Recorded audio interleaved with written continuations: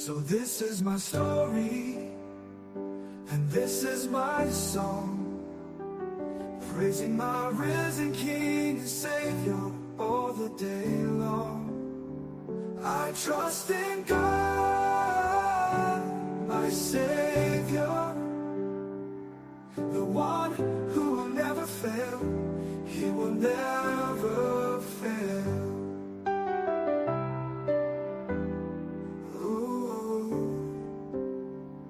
I sought the Lord, and He heard and He answered. I sought the Lord, and He heard and He answered. I sought the Lord, and He heard and He answered. That's why I trust Him. That's why I trust Him. I trust in God, my Savior, the one who will never fail. He will never fail. He will never fail. I sought the Lord, and He heard and He answered. That's why I trust Him. That's why I trust Him. That's why I trust Him. Oh, I trust in God, my Savior, the one who will never fail. He will never fail. So this is my story, and this is my song, praising my risen King and Savior all the day long. I trust in God, my Savior, the one who will never fail. He will never fail. And this is my song, praising my risen King and Savior all the day long.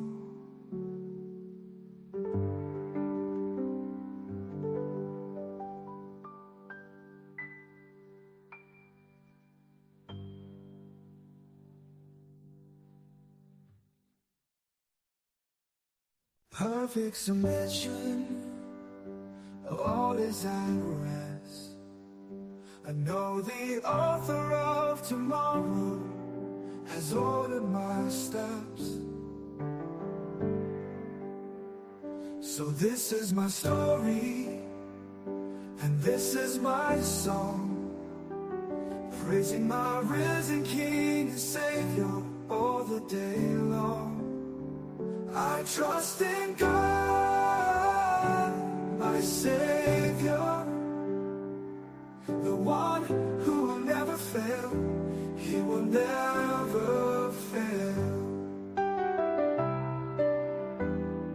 Ooh.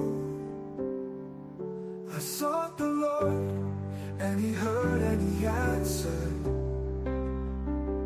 I sought the Lord, and He heard and He answered. I sought the Lord, and He heard and He answered. That's why I trust Him.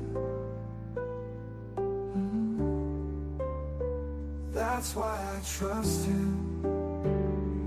Oh, oh, oh. I trust in God, my Savior, who will never fail.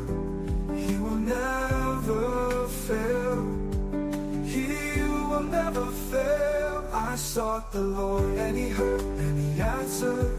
That's why I trust Him. That's why I trust Him. That's why I trust Him. Oh, I trust in God, my Savior, the one who will never fail. He will never fail.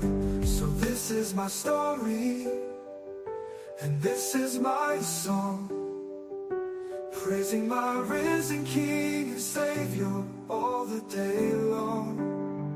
I trust in God, my Savior,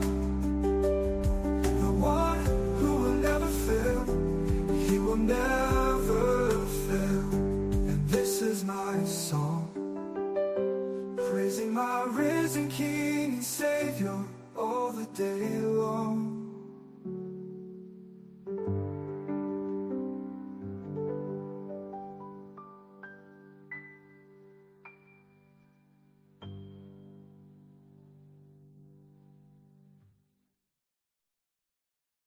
Perfect submission, all is at rest.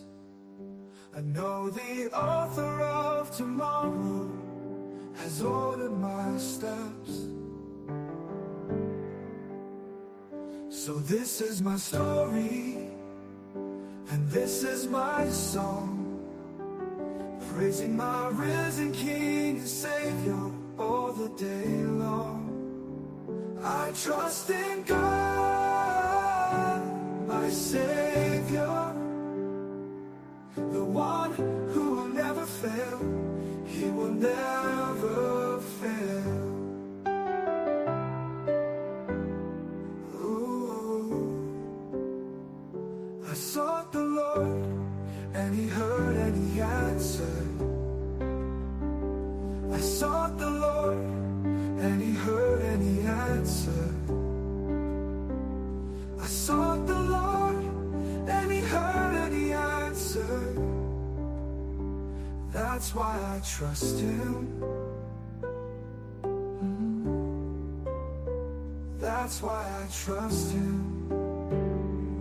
Oh, oh, oh. I trust in God, my Savior, the one who will never fail. He will never fail. He will never fail. I sought the Lord, and He heard and He answered. That's why I trust Him. That's why I trust Him. That's why I trust Him. Oh, I trust in God, my Savior, the one who will never fail. He will never fail. So this is my story, and this is my song, praising my risen King and Savior all the day long. Hey everybody, welcome. Let me get us out of here. Hi, happy Sunday, happy first Sunday, you guys. How is it going? How's life treating you? Are you ready for this second half of the year? Um, it's been this year's, it's been a lot of, how do I describe it? We're getting to that wire of the year where you gotta start thinking about things you're doing. How is it working out? What's not working out? Looking at your vision board and trying to figure out how far am I off of this vision board. You guys, who would have thought this is how the year would have, you know, taken us? It's been a year. It's been, you know what? I'm not gonna something on 2025. 2025 has definitely been both good and bad for my family, I would say. Today just had a lot of thinking about life in general. Thinking about the topic we did last night, where we talk about is the media breeding a sexually aggressive, generation. And it really gets you to start thinking and then thinking about people around you, things that are happening to them, you know. Some things in my eyes. I promise I don't wear lashes. Only on special occasion I'll wear lashes, but it's my real lashes that's getting right in my eye. You guys look at my cheeks. Oh, it reminds me why I should stick on this diet. Look at my cheek. I never thought my cheeks were ever like this. My husband's like, oh, you gotta reconnect now. Oh Lord. But anyways, y'all know I like to get distracted, have a lot of sidebars, but let's get into it. So, as I was saying today, I was driving from church, just a whole lot going on in my mind. What was preached on today, and just looking at our family and just kind of comparing years, right? So, our anniversary will be next week. And my husband and I were talking, we're like, wow, it seems like, so I was like, do you know every time I have noticed over the past 3 years, right? Because I think you can say all the way back that somebody said, you're too close to the camera. Why we can see you fully? So, but then if I'm so far, I have to like literally crunch to come in front and but anyways, so we were talking and I told him, I said, I have noticed, because I have little notes that every year, I don't know if that's a good thing or that's a bad thing. And, you know, by the way, tonight we're talking about sharing dreams. How positive is that? What is good about sharing your dreams? Should you be selective? Look at the other one. Dennis, I made a video for you when I'm working out. I'm on it, boy. I need to show you my meal prep. I put myself back on a very strict diet, and I know it worked for me for years, and it got me like in shit. So now it's just staying committed. But it's so hard. All these moms out here, if you hear me out, when you feed your kids, right? You don't eat all day, but when you feed your kid and your kids don't eat, we're always the one who eat the leftovers. So that ends up making you eat over like what you're supposed to eat. So I'm meal prepping. I know a few people on Ozempic. I am not getting on that. I'm not. I believe in getting rid of this weight naturally, and it also made me look like woman. I don't look like one leg it. Dennis, you will not come for me tonight. Yes, I'm in Lapa for you know who. But anyways, next week will be our anniversary, and I was just telling him, I said, I have noticed always when it's around our anniversary, our hands get so tight. You know what I mean? It's like we get so tight financially, where it's like, oh my gosh, what did we just do? Like we find some way to do something for something. And then both of us are like, well, we would just celebrate at home. So it's been happening like that. And I would say we have not been able to have date night this whole year. But like I shared before, we always try to find some type of quirky, funny ways to have a date. So I have something up my sleeves that I'm planning for us to do at home. It's gonna be at home, but it's gonna be cute. And he's easy to deal with anyway. So I'm easy to deal with. So we'll be just fine. But I don't know. Do you guys want to share how around your anniversary, what happens? What end up happening to you guys? Does your hands become like paper, paper, paper, paper, money, money, money? Or does it end up becoming too tight that you're like, you know what, we're just gonna have to celebrate at home. Let's put our priorities straight. We got too many things we're handling at once right now. So let's focus on that and we will celebrate when we hit certain milestones. So it's been happening. But this year I'm like, no, I'm gonna do something really cute. I'll probably set up at home and do those little baskets and stuff and we'll have a little date. We're always having date with our kids. And we're those parents that don't go anywhere without our kids. It's not that we can't do it, it's just we don't want to. We've had one really bad experience with somebody watching our kids, And at this point, we're just like, yeah, no, we just watch them ourselves. Um, oh, Dennis said women are the one. Not me though. Like for me, I'm more sentimental. Like I like, let's just say if he went and printed our pictures, like from our first date, and made a postcard with the kids, that would be so cute. Kids, I just gave him an idea. Like that would be so cute. Or if he just, we just sit and watch movies. Like we have this funny show that we like to watch when we have time. And lately we have not had any time. It's literally been go, go, go, go, go. Busy, busy, busy, busy. You do this. He's busy with school. I'm busy with work, school. He's busy with work, school, kids. We are all, our husband is like, we're bashing each other. How do we even have time to, adult? But we are surviving. We're in our stage where it's build it, and then we're going to chill. And this year we're working on one really big project, and it's really digging in us real bad. So, but we're grateful that we can do that. We pray that God continues to open doors and help us out so we can accomplish this goal because we are getting to the timeline where we wanted this project to be done.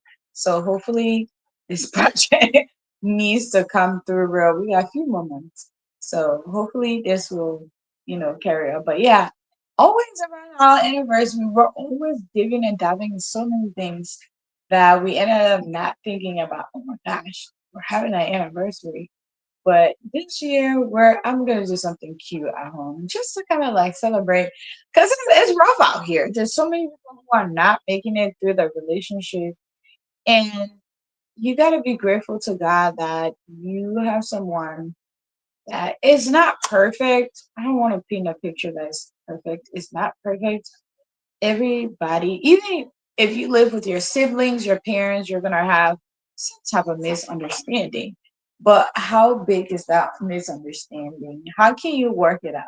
That's the key. If you have somebody that you guys can literally see eye to eye, you have the same goals that line, and your dreams is, working out, then hey, what else do you want?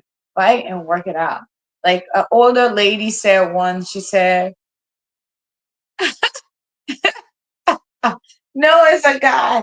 He said, all women, everybody has problems. Pick your problem and see if it fit in your budget and handle that. That's it. So I guess I fit in his budget. You guys, we've been getting these mosquitoes when we open the door, they've been coming in. So, but anyways, welcome to the show. Like I was saying earlier today, I'm just doing sidebar. And then the show will get started at 9 o'clock. And we'll be here for an hour. You guys, if you know, lately I have been on my time game and I'm not playing with that. I have things to do. Like I'm on here for an hour. If you come later, we will be closing the show. But we're here. The show's gonna start exactly at 9 o'clock and it's going to end at 10 o'clock. We will try our best to wrap it up, but I don't want to be here no more than 1 hour because I have things to do. My schedule is not as free for me to be sitting here all night anymore. I can only give you guys an hour. So let's get started. I'm going to share the show. What is something amazing somebody have done for you this week? It's been a while since we've done this, right? What's something amazing someone's done for you? What is something amazing you've done for someone, right? What have you done for someone that's amazing? Think about that. Let that hit in your head. Okay. What can I think about? So I will share with you guys very soon, but right now, I don't want to share yet. There's been a lot of changes with me. And no, I'm not pregnant. No, I'm not. I'm not. I'm not. I'm not. Okay? Y'all don't even think about it. This is all food body. Okay? I'm not pregnant. I'm not. I'm not. Oh, you want me to come in today? Huh? Look at you. Welcome. What a beautiful girl. That people on their own, that people there. I leave them there. You see, look at my location where I am. I, I I see. want I want That girl just see my brother. That girl then. That girl. That girl I just want see you away from me. I want my peace. That woman, she cannot give chance. She cannot get chance. She's so Even pretty. They the get mom, so cute, man. but the dad is cute. Have you ever Yeah, seen? they cute. The man fine. They get bring her man. I think, yeah. Have you? Who do the work? The man didn't work. That thing Rufo playing for only the ear and the can. I make sure every era I tell that thing that Rufo go make for only the ear can. Only Oh, the I ear thought with you the said Lola before. I thought I said all two and then Lola before. Now everybody changing their tune. that thing that Rufo go play for. The friend one can only the ear. He tell no, and then the second one up, do well. He do the same nonsense. I'm begging You make sure you put your name on it. you. My own from toes all the way to the hay, you will know, yeah, print, yeah. Nobody coming with me. Who got coming for you? You know, that nonsense you go do it, you playing phone, you see the kind of fresh on it, yeah, and then you playing swalele with it. Me, I ain't play swalele, oh. You can always make people laugh. Man, playing swalele. Well, Fee, the topic today is so nice, man. I really love the topic. I And know. also, I hope and pray Peterson will make it on so he can give his info because he brought this topic and I was like, "Ooh, this is a good one. This is a really, really, really good one." Welcome to the show, but we'll get started exactly at 9 o'clock. I'm just sharing the show, but tell us what's something amazing somebody's done for you this week. well, this week, God did so much well for me. He protected me, He saved me. But for somebody, the person who really did great things for me this week was my daughter. You know, Oh, was my daughter. When she wake up in the morning, and the mom is so pissed up. Oh, I give you shower, I do this one, I do that one. You only wake up in the morning and call da. yeah. Uh, and so me too, I reply. Daddy, I He say said, that "Mama, one. mama, mama." Yeah, I replied to the mom now. I said, "Oh, you want to tell mama, who milk da, bills da, rent da, mama snacks da, mama I pampers see. da. Hmm? Everything like that. Then you want her to come call mama, where you coming from?" So I They're said, showing "That's it. They're lecturing on it. So ungrateful. After we what get do an you mean? apartment for whole almost 10 months. Then the first boy they come out and say da. Me, I gave her on that one. Say, Because the one who we don't sleep, we don't sleep, we don't sleep." I give up. The lecturing there, I give up on it. Trust me. I The give her woman on wake up that in the bottom. morning, only daddy need her more. She even get time for mommy at all. I beg you. I come in, me grab my charger.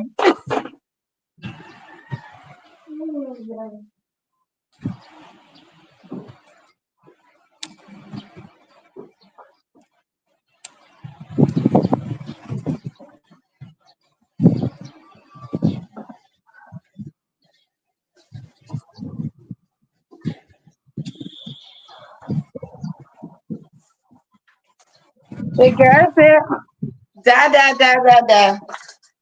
I beg you. Yeah, they are grateful. Can can you imagine the woman snacks? You cannot play with it. Eh, If you see the woman milk bottle, and you know that pea mineral water bottle, the pea one. Now the woman bottle in the middle, that one is the same size. don't really get too big, yo. Then you get a woman small bottle now, the woman throw it back on you. I said she just anyway. She just once she start walking, on our way we go.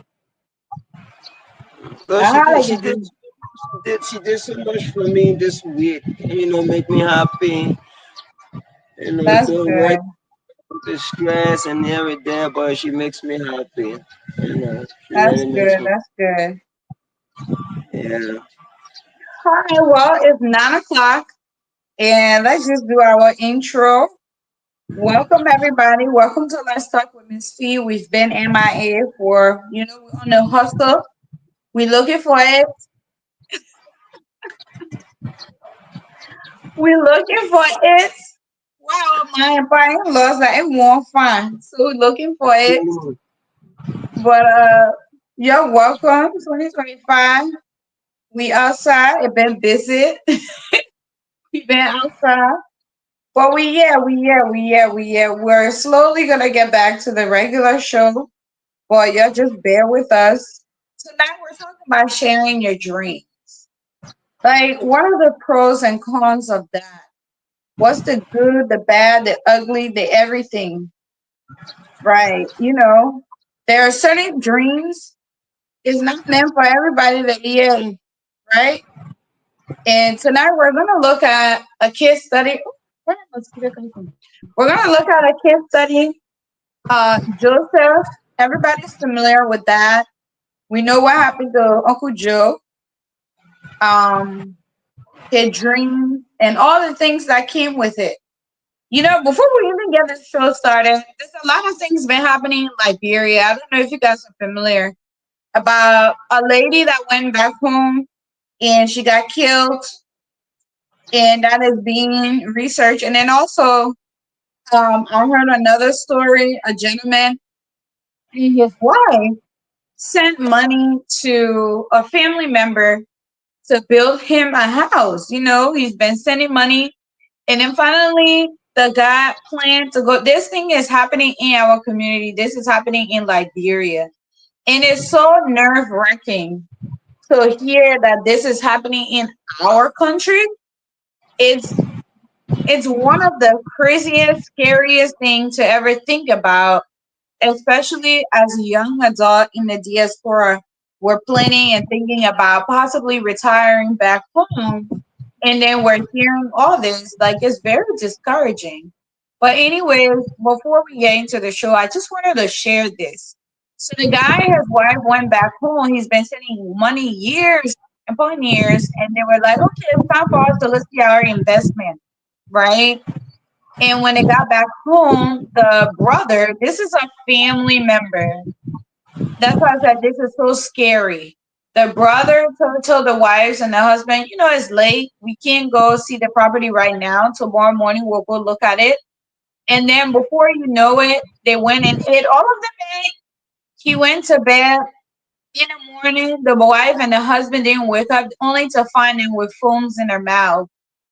So it's like, but the story came back. This guy, the brother in question now, did not build anything or whatsoever with the money that they've been sending. And allegedly, he killed his brother and his wife. Like, this is crazy because you're over in another country and you have dreams and aspiration about your life, how you want it to be, and your plan is to possibly retire home. You want to go back. No, a lot of people say people are not coming back. So that's why I found this topic so interesting. And I'm so glad that we can, dive a little bit deep into it. We're going to talk about the pros and the cons about sharing our dreams with other people. And then we're going to look at the case study of Joseph. What was his dream? Like, how did he manage his dreams? And we're going to learn a few things from that. I have a few notes on here. And hopefully we can get this show all concluded in an hour or no more than an hour 20 minutes. That is the top measurement for tonight. So with that being said, welcome to Let's Talk with Miss Fee. My name is Felicia. I'm your host. I got my brother on here. I'm gonna let him introduce himself and then we jump into the topic. Go ahead, Dennis. Well, audience, I'm Dennis Sinan Baikon and residing in the Philippines. Uh, I'm glad to be on this show to be able to give my input on the topic where we're gonna be talking about the pros and cons about sharing your dreams or your vision with other people, and I'm looking forward to see how best we can really interpret the subject and break it down to details so that your audience can really understand or also give your input on the topic. Thank you. Thank you so much. So our audience, oh shoot, I did not put the link in the comment section. Let me do that right now. So for Um, the church, you forget about a lot of things. Your charger, your this, your that. I don't know. Group project on my mind. That project on my mind.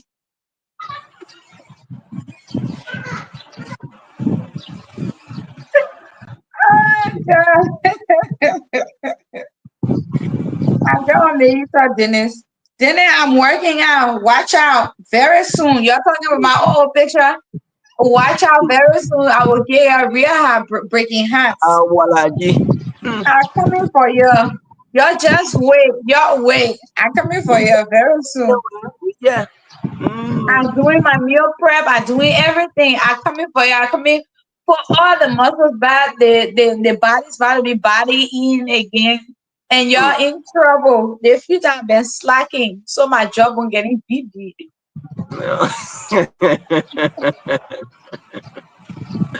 We're waiting to see. You wait Eh, to see it. Okay. All we're waiting to right. see.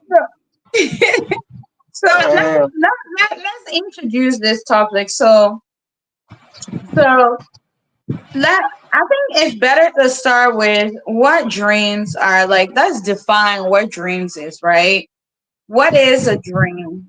Um, when we're talking about pros and cons of dreams, what does that mean? Like, let's define what dreams is, and I will hope everybody knows what that is. Um, but let's define it, and we're gonna define it.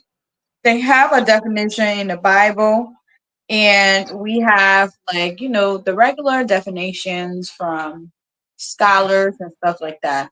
So first we're going to define what a dream is and what does it look like and why is it important to share it and be selective with who you share it with. Okay, so let me, yeah. All right, so dreams, I think with the S, is a series of thoughts, images, and sensation occurring in a person's mind during sleep. A dream is also a vision of how somebody see their lives, your experience and what you hope for tomorrow. That's my definition, right? That's what a dream is as well. Um, It says the thought, the dreams represent unconscious desires and wishes. So whatever I think it's unconscious and conscious desire as well. Because when we're looking at it from a vision standpoint, right? So I just want us to look at that from the man-made definition, and then we're gonna look at it from a biblical standpoint.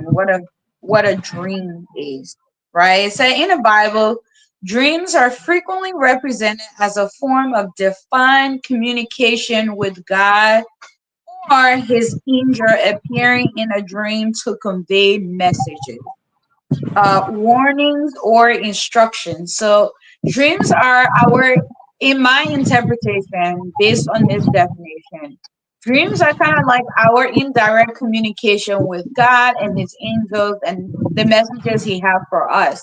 So, being able to understand your dreams and define it is very, very important. So, first, I want us to look at uh, uh, uh, the pros. Why is it important to share your dreams? Who should we share our dream with? And how do we go about selecting those people that we're going to share our dream with? So first, we're going to talk about the pros and the cons, but always maybe we start with the pros and we'll stop halfway, then we can go to the cons, so we can kind of mix it up and really see where we're going. So I want to start with Damon since he's our first, person on here to kind of lay it out for us and just give us your thought. The link is pinned in the comment section. You're more than welcome to click on it and join us up here. We also welcome your comment in the comment section as well. So welcome. All right, Dennis, I leave it with you. Give us it from a biblical standpoint. Thank you for having me on the show, and the topic is so great. It's very unique. I really, really love the topic, and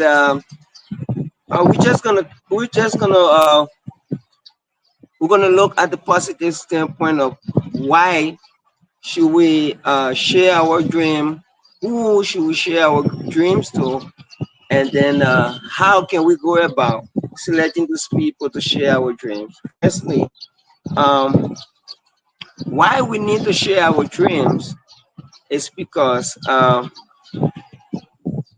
it is very important to share your dreams with people who are who very positive about you, people who have uh, people who wants to see you succeed. Let me just put it there, because before I come down to biblical stuff, we live in nature, and nature also have to do with physical and spiritual stuff.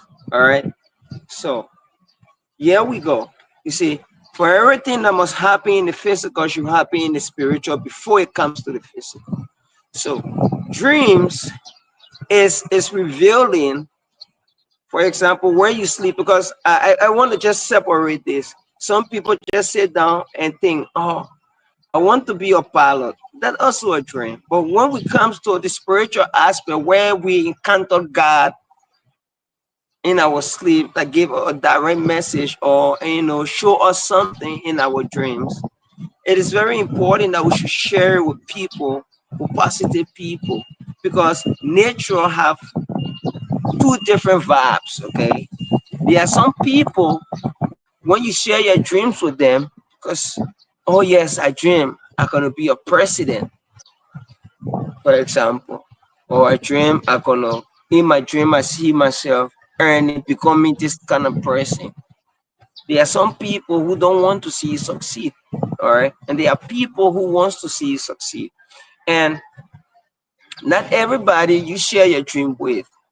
There are some people you share your dream with, that dream will never come to pass, because while they have some kind of negative vibe, things will not work out for you if you share your dreams with them. Because dreams is something very important. Not everybody wants to see you succeed. Not everybody wants to see you at the top. Not everybody wants to see you be depressed. Okay, many people wants to see you down. So the reason why we should share our dreams to those people who wants to see us up, because they're gonna what, they will motivate us, they will help us, and they will pray for us, because they know that when they succeed, when you succeed, they succeed. Okay, so for me, the best person I can share my dream with is my mom, because my mom wants to see me succeed. My mom is somebody who I know that wants to see me, that I have the full confidence in, that wants to see me succeed. That's the person I can share my dream with. The second person I can share my dream with is my dad, because my dad wants to see me succeed. My dad wants me to succeed more than him. So what happens is that kind of positive vibe with those people you share your dream with. It helps you to succeed because they're going to help you in that direction. They're going to motivate you. They're going to aid you to succeed. So now let's come to Joseph. Let's come to Joseph. Uh, the story of Joseph is a very spiritual, and it's a lesson for us to learn. Okay, to whom we should share our dream with. But here I said, in Joseph case, it shows that what God destined for you, no matter what, you will still achieve it. All right, no matter what, you will still achieve it. Joseph was the favorite kid of Jacob. All right, all right. Joseph was the favorite kid of Jacob. So Jacob used to love Joseph so much. After Joseph was Benjamin, Jacob loved two of his sons, but the main one that he really loves was Joseph. That's why he made the coat of many colors for Joseph. So when Joseph had those dreams, and he called his brothers to, because he thinks that his brother loves him. He thinks these people are the right people to share a dream with. Okay, but he never understood that these people were the people who wants to bring him down. So here is it. It brings us back to the lesson that we learn out of this. Sometimes even your own biological brother don't share your dream with you. Sometimes your own biological sister don't share your dream. Sometimes even people who we say, oh, my best friend, don't even share your dream with. So Joseph had that thought, okay, yeah, I will share my dreams with my brothers. And when he shared, what happens? They never think about the future, that when this guy succeed, we're gonna succeed. The only thing about, oh, we don't want this guy to succeed because, oh, who we think he is. How can this small boy become greater than us? So people like that, even in our family, people don't want to see this small girl yesterday who used to teach our outside, who used to pee pee outside, you know, who used to be running around in a ring or ring falling butt naked. They Mm-hmm. don't want this small girl or this small boy to become great. All right. Or wish, yeah, we who been living all this time will never achieve this thing, and then she come, and we will not allow this. People go as far as doing ritual to stop.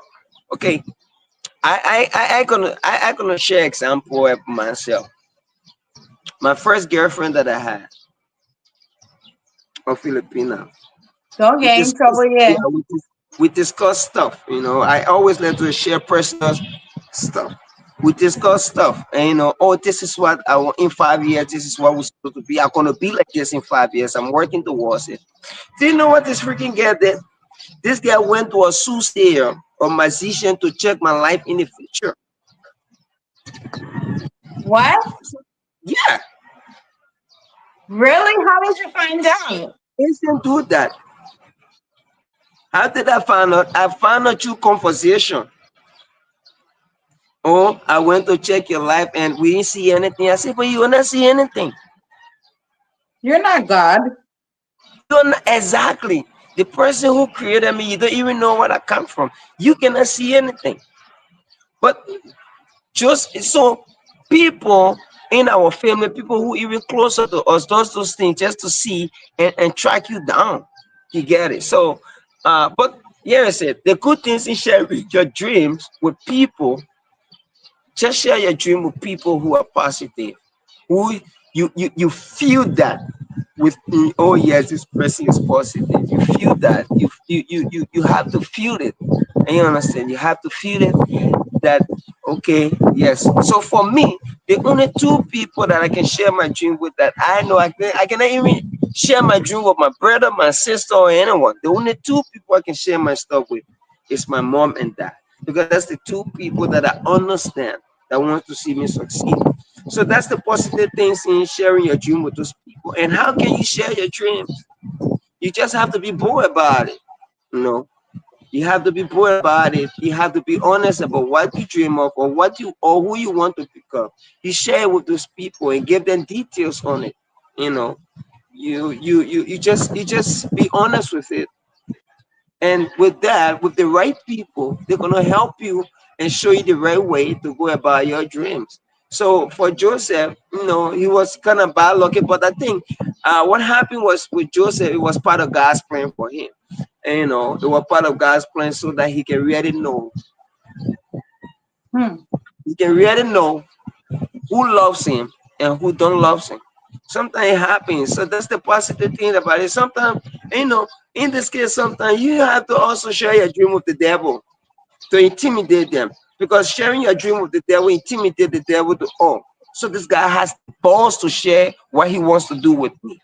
Even though he knows that I don't like him, even though he knows that I want to see him down. So if you share your dream with the devil, because Joseph, actually, I think Joseph really knew that his brothers don't like him because they always used to like, oh, that fits a new code for him. That always keep you special. That only send us to the field and you stay home. You're so special to that. He knew that his brothers were saying, but he has so much love for them. All right. He has so much love for them. But I think sharing your dreams with them was also like intimidating the devil, making them to know, yes, I'm gonna be like this, I'm gonna be like that. Because Joseph was a free spirit guy. And this is a guy always bless free spirit people. And free spirit people are the people who usually go through a lot of temptation, a lot of trial, a lot of struggle. But you see, and all those things are the things that make you to understand who really loves you, who don't love you, who you should be careful with when you succeed, when you are up there. That's why free spirit people, when they get rich, it's so hard for them to calm down because they have passed through the rank and file and everything and know who really love them and know how they have what they need to do, how they need to maintain their riches when they get up there, and how to be careful and why they need to be careful with it, and what they should do with it. So, for now, that's my input on this subject, and I will wait for the next portion of the stuff. And thank you for having me again, and God bless. Thank you so much, Dennis. That was very, very important. And I think those are probably the primary people that you mentioned, like your parents, right? Your mom and your dad. And some people will argue that nowadays is really difficult because some parents, especially if you didn't grow up with them, is difficult. But in my opinion, I agree too. I think your parents are or should be the number one people who knows your dream. Like, when you're growing up, right? You tell your mom and your dad, I'm gonna build you a house, I'll buy you a plane, I'll buy you cars. And it's funny sometimes some parents will be like, "Oh, but for them, what be you getting money here to buy?" And sometimes I feel like that's where dream starts to die, right? So as parents, when your kids are saying it, I feel like kids are the most honest people and most truthful people. So when words come to their mouth, it's not for, especially positive words, it's not something that they're just, it sounds like a joke, but sometimes it's real, right? So thank you so much for that. For me, I would say yes. Sharing dreams is definitely important. And I got a few points that I would like to share with you guys that I put here before we go to the pros and cons. Whether it be dreams in your sleep or like your aspiration, it can really strengthen your future relationships. It can foster personal growth. It can also boost motivation, right? If you have the right people that you can share your dreams with, it can definitely make or break you.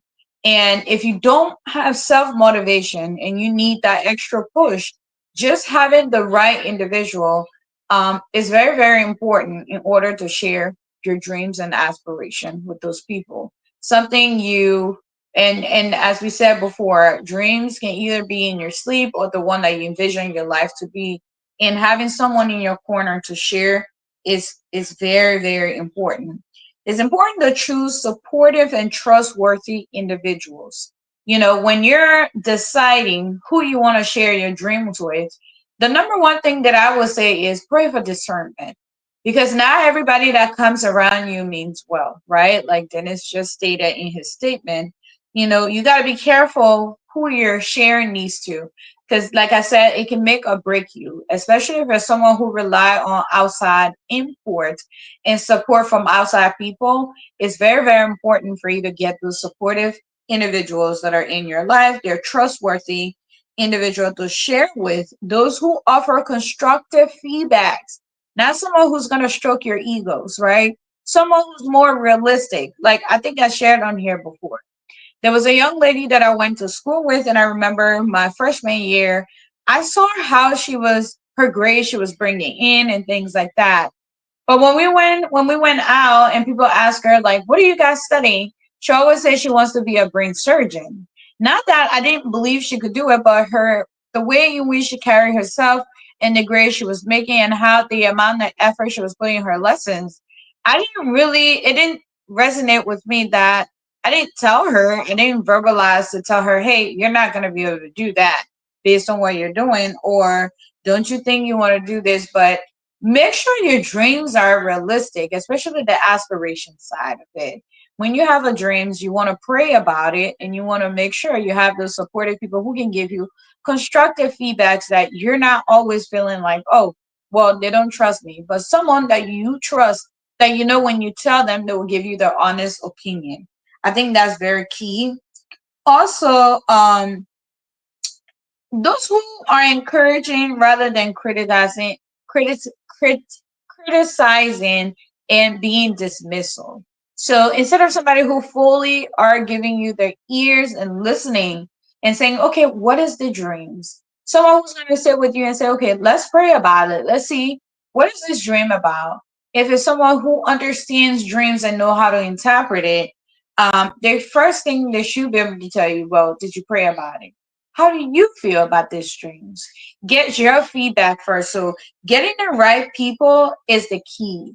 Why is it important for us to share our dreams? Let me get into a little bit depth of it. And, I'm just going to try to rush through this really quick and get past it really quick. Like I said, I want us to get out of here by 10 o'clock or 10:15, 10:20 latest. Why share your dreams? It strengthens relationships. Sharing dreams, whether about the future or recent sleep experience, build trust. It also gives you intimacy, right? Let's say you're married, and you're building a relationship with this person. This is someone who you envision your life with, based on what you've seen and things like that, right? And then, guys, I see one mosquito here want to bite me. So we left the door open, so that's where all the mosquitoes are in here. Sorry. But it strengthens your relationship. It also builds trust and intimacy and a sense of shared vision. So again, I shared on here, I feel like if a man is going to take a wife, you need to make sure you guys' dreams align.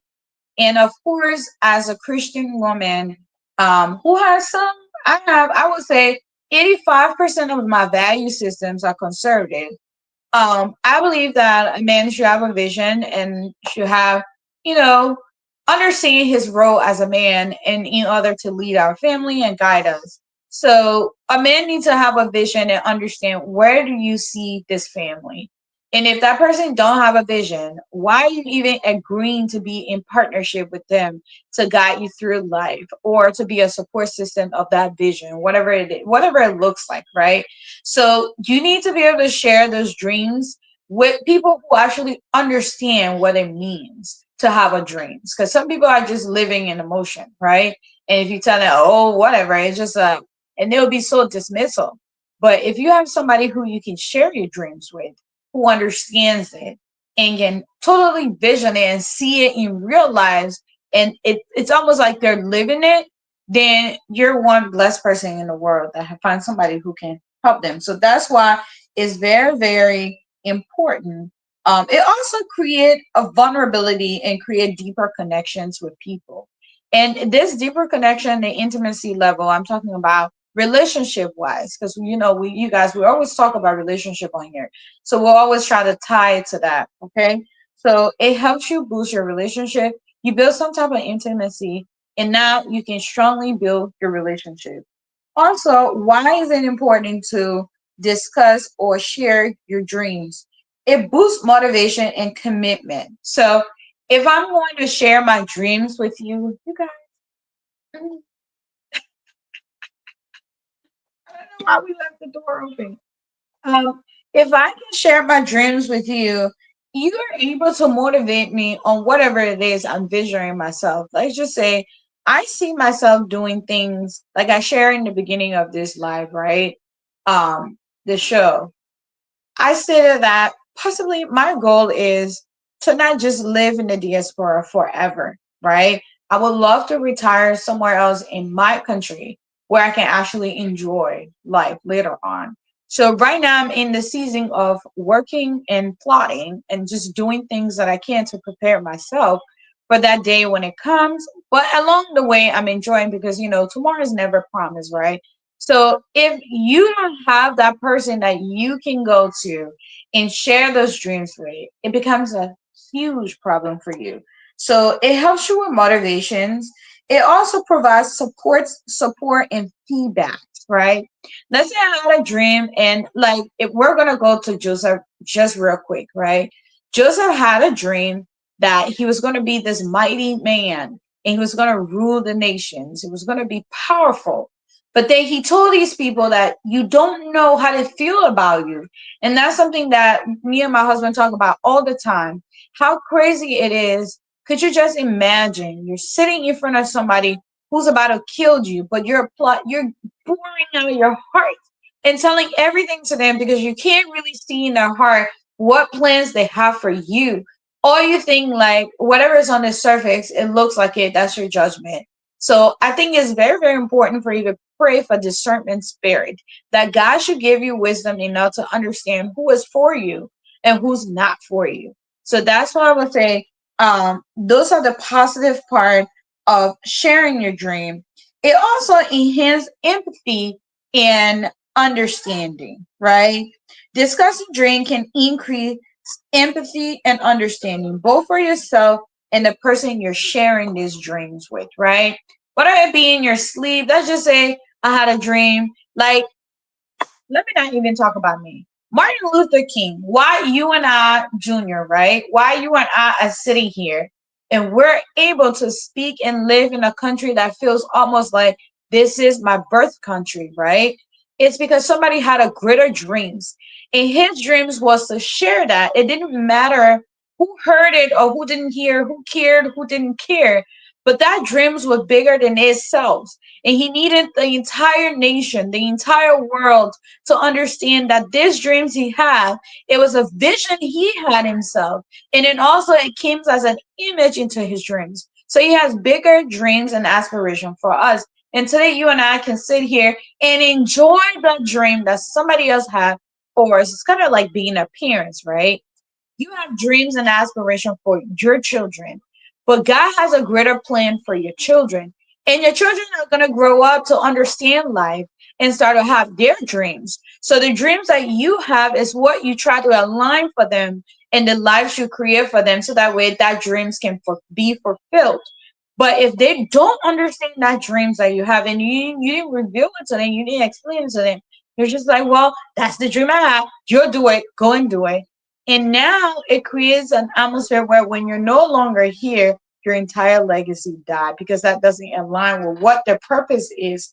And that's why everybody keeps saying, well, let people be who they are. And then um promote self-awareness. So dreams sharing can lead to new insights about yourself, your values, and your unconscious motivations. So I'm going to start there and let's try to bring Dennis back on and try to understand how do we identify those supportive family members other than our mom and dad that he mentioned. How do we go about identifying them? So, Dennis, I want to bring you back and let's talk about how do we go about identifying our supportive people that we can share these dreams and aspiration with. that we know is supporting enough and it was guide us to the right path. You can hear me? Well, uh, you know, yeah, I can hear you. To really identify these people, I have to do with one prayer, two, with how should I put it? I don't know how should I put it, but you can identify these people through the love that they show you, those things that they took you out of, the way they treated you. You can identify them from there. But let us also understand, sometimes in life, even those people who treat you so right, at some point they are setting dreams, they are setting things that they cannot handle. Like what Tyler Perry said, the rocket has a booster at a certain level. The booster have to leave the rocket because the booster cannot reach the altitude to where the rocket is going. All right. There are some people, they are not meant to be there at a certain point of time, but they help you, they aid you. Yeah, you can trust them because of what, but at a certain point of time, that's what really happens to Joseph brother. His brothers, they could not handle the gravity, the weight of his vision, the weight of his dreams. It was so heavy that they turned against him completely. So those people, how to identify them? It's tough. It is a tough thing to identify who really loves you. You know, it's so tough. It's really, really. Actually, it's a very difficult situation to really identify those people who really loves you. You can only identify them through the Spirit of God. That's how me I see it to be like. Because it's so hard to identify those people to share your dream with the exception of your mom and dad. Your biological mom and your biological dad, I'm talking about your biological mom and your biological dad, these are the people you can trust completely. But outside that range, to identify a friend or brother who you can share critical situation with, dreams with, visions with, it's only by the grace of God you can identify those people. Because for a fact, we don't know what no one thinks except the expressive. We don't know what is in somebody's heart except the expressive. So to really identify those people who you can share your dream with, it's a very, very tough situation. It's not an easy task. It's a 50-50 chance. All right. It is a 50-50 chance because we don't really know who really loves us with the exception of our mom and dad. Because nowadays we cannot even trust. You cannot even trust your own blood brother. You cannot even trust your own blood sister. So identifying these people is only by the grace of God you can really do it. It's not your own power, to be honest. It's not by your own power, your own will. It's by the will of God. You can really identify these people. Because now no one can be trusted. Right. No one can be trusted. So for me, I'm telling you, it's a difficult situation. We don't know who is who. So it's only by the grace of God, it's only by the Spirit of God you can identify these people. That's the only means I see. It's not other means that I see. To trust those people, to identify them, it's only by God's grace you can identify. That's the only means I see fit.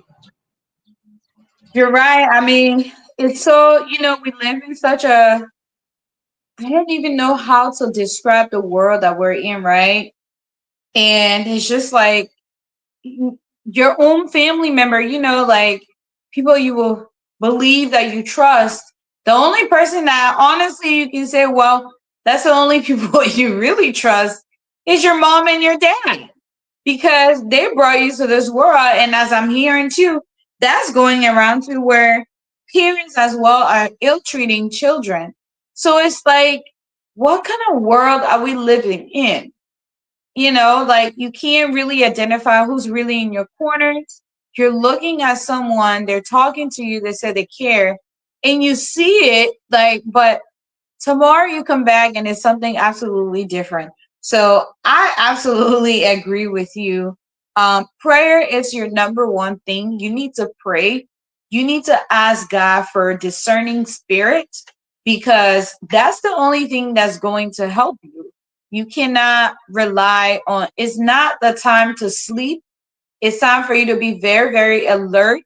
You need to read your word. You need to stay sharp, and you need to understand, you need to like have a vision and be vigilant at all time, because as the Bible said, the enemy comes to steal, kill, and destroy. So you're not even going to know. So that's why your dreams can make or break you.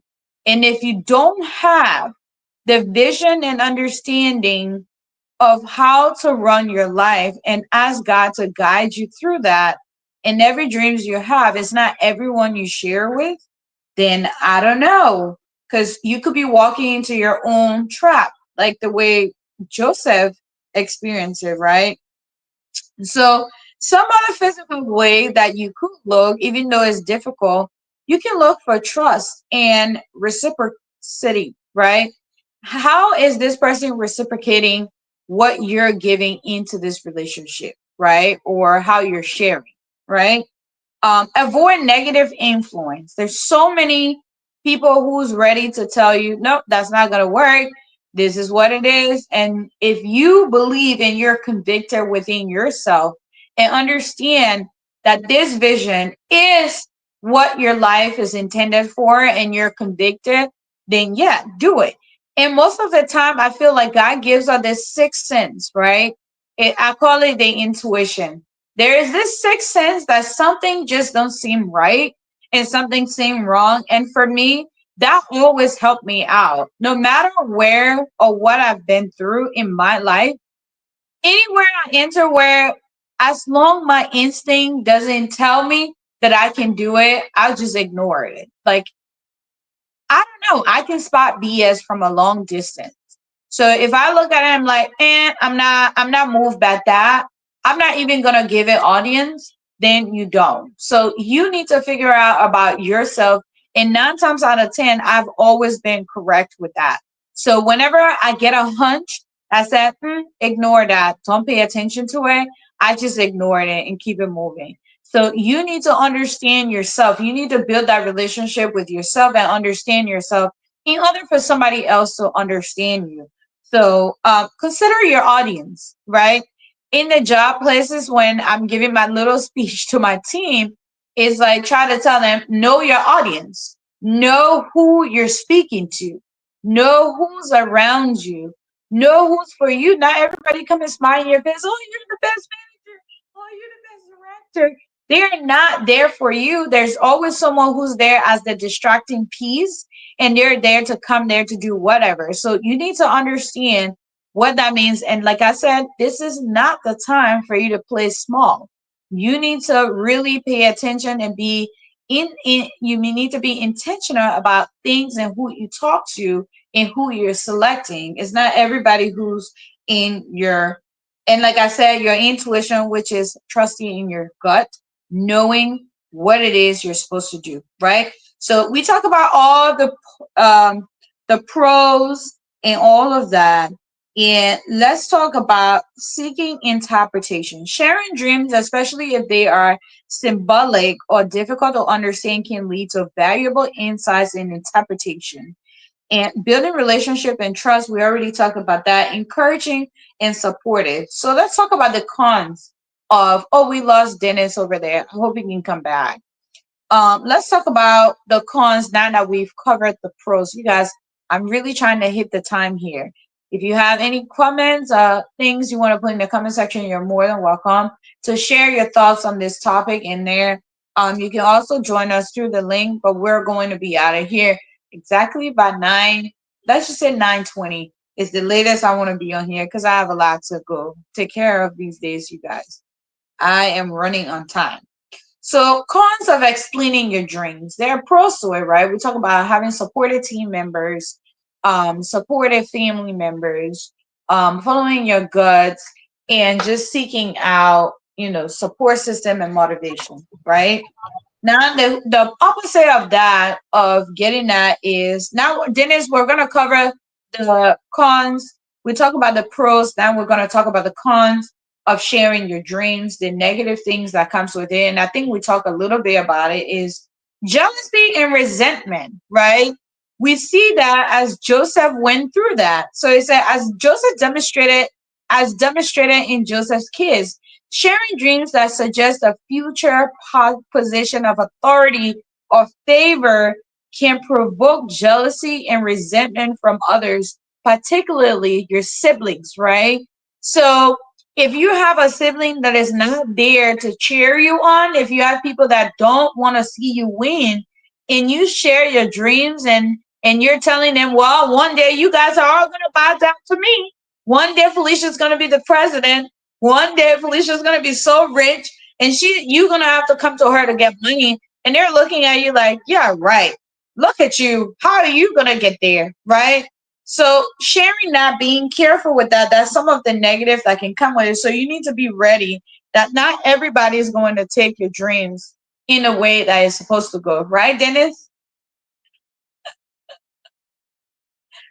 You're absolutely right. You are absolutely right. Yeah, Not like everybody can I handle want you that. to Not share. everybody. Yeah, I want you to talk about like our community, where we're from, right? Liberia. The amount of jealousy that sometimes it's not even like like the people don't even have the access to it, but just because they don't want to see how you are or whatever it is that's happening for you, they start to create some type of avenue. So, what would you say about our Liberian community about telling them that one day, you know, okay, Philip, you play soccer, right? You play soccer, Phil, right? So tell me yeah. how when you told few people that, hey, I'm going to travel the world and I will play on big team and I'll be out of Liberia. How did that go for you when you shared that? Who did you share it Well, with? many people underestimate what I was saying. I will explain a story. You know, I'm a guy who love training. Meme Kokolati, that guy know me very well. Um, I'm a guy who love training. When I wake up in the morning, especially during weekends, I make sure not far from my house we have a very sandy field. I will go there. I have my tires, my car tire with the rope, and then I will put sand inside of the car tires, and then tie it on my legs and run in and stand with it, and making Oh my sure that God. yeah. I used to do those stuff. And then one morning I was training, and then one old man came and passed by me. Every morning, every morning you are training. Where do you think you're gonna go? Hmm. And then I stop him. I say, hey, one day you're gonna hear this story. Who are you, by the way, to tell me where am I going to go? Do you have authority over my life? Do you really know God's plan for me? You are completely nothing. You has no authority to tell me where I go. I told him, listen, one day, one day, you will not find me in Liberia one day. Hmm. And he never believe it. Even I'll tell you, my departure from Liberia was very scarce. Many people never believe it. Many people never ever thought that it's gonna happen. Some people in a month they never see me before they start asking my mom, "Oh, we cannot see your son around. Where is he?" She said, "Oh, but the man's not in Liberia anymore. The man's gone. He's gone out." He's like, Hmm. "What?" Yeah, I will just tell you this story openly. I'm gonna say this online. 3 days to my departure from Liberia, my passport got missing. Wow. Yeah, 3 days from Liberia to travel. As a kid is so happy. Oh, mama, go and check your bed. Let me see if my passport right there. Is everything right there? And my mom went there to check. That was it. That passport was not in the house anymore. Wow. So how did you end up leaving with that? I'm telling you, just I gonna narrate the story. There where you see sometimes you have to intimidate the devil and make them understand, make the devil let the devil know that you have the balls, that you are so confident in your dream and vision. You understand? And Absolutely. when you have the balls and so confidence to make that happen, to see that, the devil also get intimidated with that. Oh, this guy is not even afraid of me. He has the balls to tell me what he gonna do. And I will tell you, because if God set it up for you, no matter what happened, nothing gonna stop that. So that same day, my mom had to sell her ring. She has to pawn her ring for 75 USD. Because the Wow. thing here is, we cannot tell my dad, oh, we faced the passport and then the passport got missing. That is reckless, right? That is useless. Yeah. Right? So my mom went to Ministry of Foreign Affairs and she met a guy. Hmm. She doesn't know the guy from anywhere. Remember, we don't have any contact in government to say, oh yeah, we're going to government, we're going to do this. And that guy because if your passport is missing, you have to go to Interpol. Interpol have to clear it from the system, and that's gonna take a month or something to do that nonsense. Oh my God. My mom met the guy the same day. That guy took my mom to Interpol the same day as they got there. That thing was clear from the system. They came back to Hmm. foreign affairs and then they put in for new passport for me. And then they said, oh, mom, come tomorrow. You see your son passport will be ready. When my mom turns, she Wow. did not find that guy anymore. The guy who assisted her with all the process, she didn't give that guy one. My mom paid the same $50 because if you want to do a fast passport, you gotta pay $100, which is Hmm. gonna take like 3 days. But my passport only took 2 days to come out. So I'm sharing this because you see, when you explain your vision to people, you get attacked. Yeah. Spiritually, you get attacked. But when you have the balls to explain those things, you have that so much confidence and belief in God because Joseph's dream was from God directly. Who told you that Joseph doesn't know that his brothers don't like him? He know. But here's the positive things here. If you have the balls to tell the devil that you're gonna do this, that's why all the people that I don't like, I'll be honest to you. I have the balls to tell them clearly, I don't like you. Strictly. I get the boss to tell you, hey, bro, if you fasting me, this is what I'm gonna do to you. So I make sure that you know that yes, I'm gonna do this. I have the boss to do that because I learned that from my departure from Liberia. You should have the boss, and that's a very positive thing. That make the devil to think twice. I should not mess with this guy. Mm-hmm. So the positive things here in sharing your dreams with people, it helps you. It give you that kind of feelings. It give you that kind of motivation, within yourself. Yes, I'm gonna do this. Yes, this is gonna happen. No matter what, this is gonna happen. This will work out. This will happen. And if he has the balls to do that, like what I encountered, that guy, that man, that early morning, that man is a devil who just came to me right away to ask me. Because let me tell you, the devil, people can sense that this guy gonna be successful. People knows it. People sense that this guy gonna be successful. Let me tell you something. My teammate, my former teammate, nobody personally go train with me and go back the next day to train with me again. All those guys who train with me in Liberia, I'm saying it clean blank. They could not follow me the next day. They get sick for 1 week. Wow. They That's won't come with me. amazing. They won't come with me anymore. But for me, I has the dream. I know that okay, one day this thing gonna work. It gonna happen. It gonna work. This gonna happen. And there's a woman who was my mom friend. Actually, I was knocking her daughter. And then this woman told my mom that I'm a guy who I'm a pepper color seller. I'm a this that. I cannot date her daughter. And Overlooking you, right? yeah. Never believe in my vision. Even when I told people that I'm traveling, people never believe that. And I don't mean to call you up, but that's so amazing. That's how God make it to be, right? because God Exactly. wants other people to see that your dream is there, is happening, but they can't come close to it. No, no, they cannot. They attempted my passport, and in 2 days I got a new passport back, and I had to travel. You know, in 3 days time I had to travel. I had to travel, and that happens.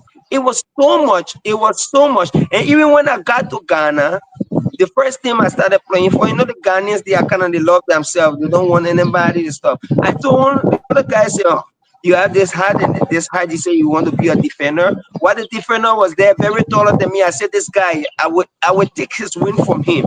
I would do it, and it happened. It happened. I said I would be the number one defender on this team, and it happened. You Wow. understand? It happened. So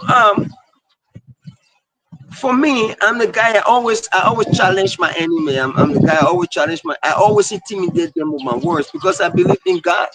I believe that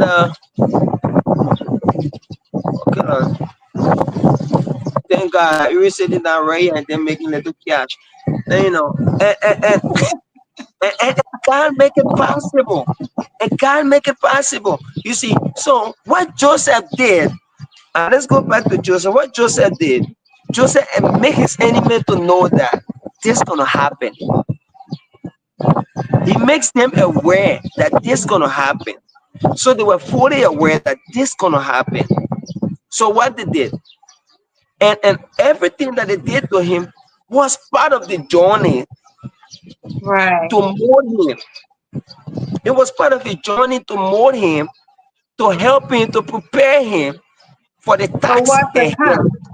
Right. Because when he got there, he faced another trial, right? Another one. So, okay, I will go back to my story. When I first traveled, bro, look, I will make this open on air that many people doesn't know about. I went homeless in the Philippines. People don't know about that. A lot of people, I don't mean to cut you off, but a lot of people go through homeless situation when you travel abroad because you don't know no one and you're trying to figure it out and Right, everything is happening all at once. I will tell right, you as first too, I have experienced that as well at right. some point of my life when I was in I went, school. I went out of contract. I went on a contract fee. I lost everything. I nearly started sleeping in the park. Wow, Yeah, that's I'm telling you, this scary. is a life story.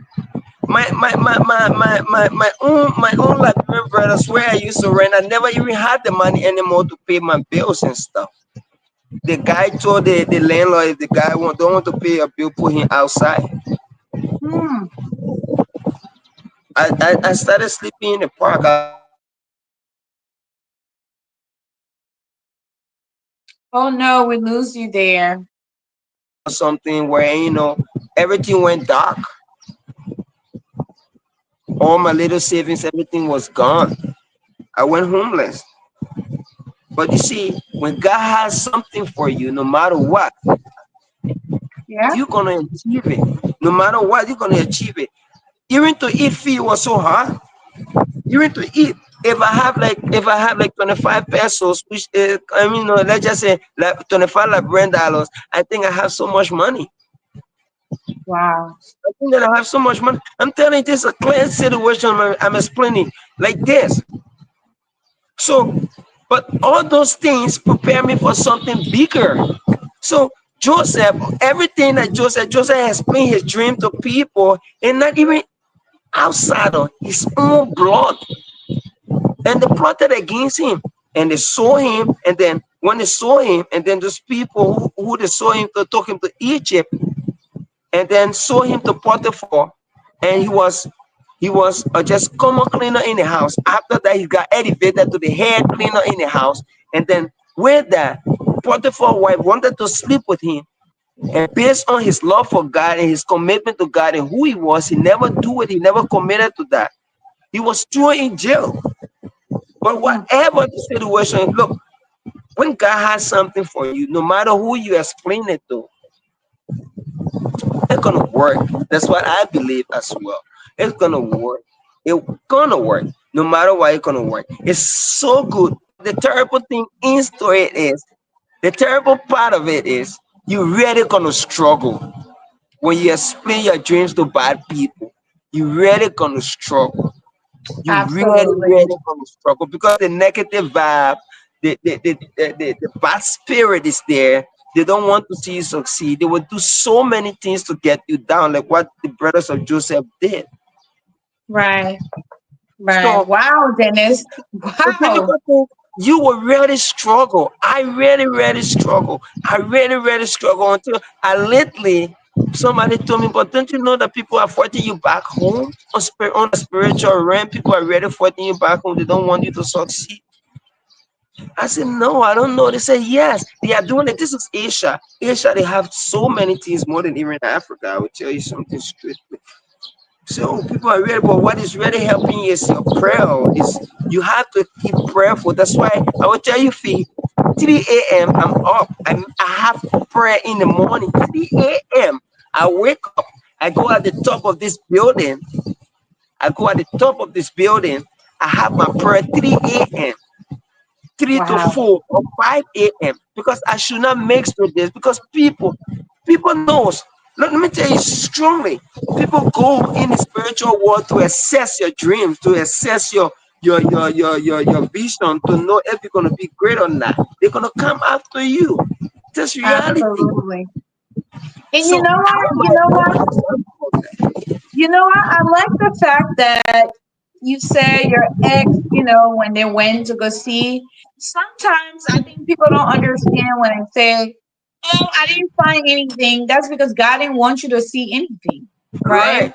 That was not intended for you to see. So, No, now, and I'm sure now when people look at you, even though you're not exactly where your dreams and your goals are, but you're somewhere closer and you're making it happen because some people will misinterpret it.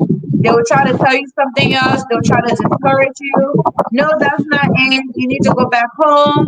Like it comes in so many forms, but we've never really met in person, but like just talking to you, and things like that, I feel like we've met in real life. And I really look forward to seeing you someday in real life because I'm like, wow, for you to go somewhere and survive. And when I sit and think about my own story, how my life kind of flipped around when while being here, knowing nobody, having no family member whatsoever, and trying to make it and survive is so humbling and interesting. But that just go back for people to understand that your dreams are going to create a lot of haters.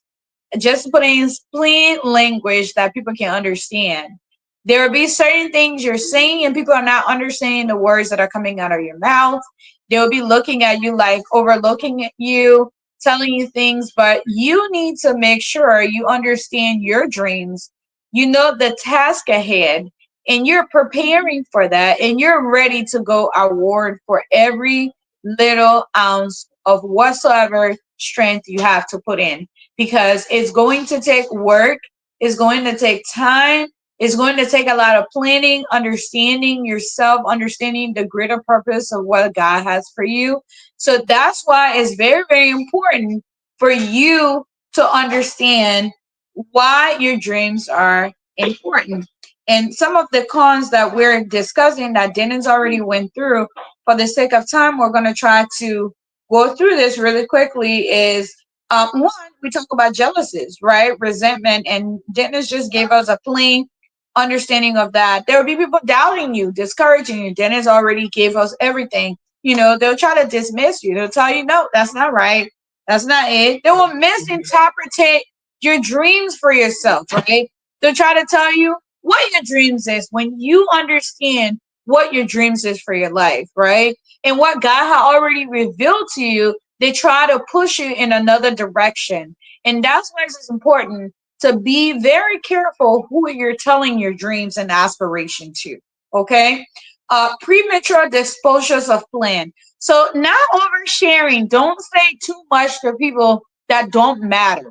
And I'm not trying to downplay anybody or whatsoever, but don't try to do that. But try to make sure sharing your dreams before taking action towards their fulfillment can decrease responsibility. So without you understanding your dreams, oh, we got Peterson here. Um, welcome. I was hoping you were gonna come up like, man, is he gonna show up? We're about to close this show. I hope you show up, but I'm glad you made it on. Oh, really? You are about to go?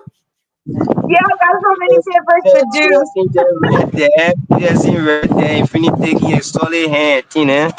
Thank And you, you the got boy. me now. One Yeah, to you want go to now. How you big story? Oh, big story. I think I know, right? You bet. Then me whatever too. Me always. have problem. Problem about me. Problem about me. okay, well, how you doing, my man? Yeah, super. Well, thank God you're here, man. It's great to see you on the show, brother. I know it's been such a long time. Welcome, man. Long You're not time. used to it out yet. Yeah. Anyway, thank you guys. Thank you. Let's hear from you, you guys. Yeah, Welcome. We missed you on the show, man. yeah, but I mean, you guys are talking. Go ahead for it. Listen to where the talking going. No, we were just talking about, we already discussed the pros and now we're on the cons. Like misinterpretation and manipulation of your dreams. People that are not in your corners, that don't understand what your dreams and the visions is for your life. So when you share your dreams with them, they might try to manipulate you and pull you in a different direction than what your dreams is actually set for. So that's what we're telling the audience to understand that it's not everybody you're going to go tell your dreams to. You need to pray to God for discernment. You need to understand the task at hand, and you need to be prepared for the dreams in order to share it with the people that are there. And those people have to be people that are trustworthy and they understand who you are and they know, like, they can actually attest what your life is about, right? Not just everybody you see and you're just blowing out, well, tomorrow I'm gonna be a millionaire. Or today, I want this X, Y, and Z, and the money I want to do X, Y, and Z with it. You got to be careful. You have to pray that God give you understanding for those people who actually understand the greater good of your dreams instead of you just blurring it out, right?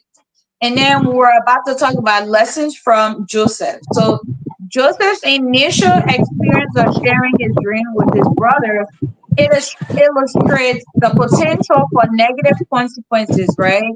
It also, there was jealousy and resentment that led them to betray him.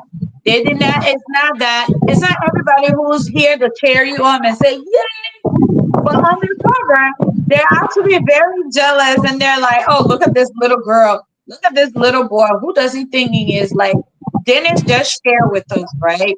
Dennis just shared when his plan and his dream was to come, out of Liberia and play nationally for soccer. And he's great. He's a great player, right?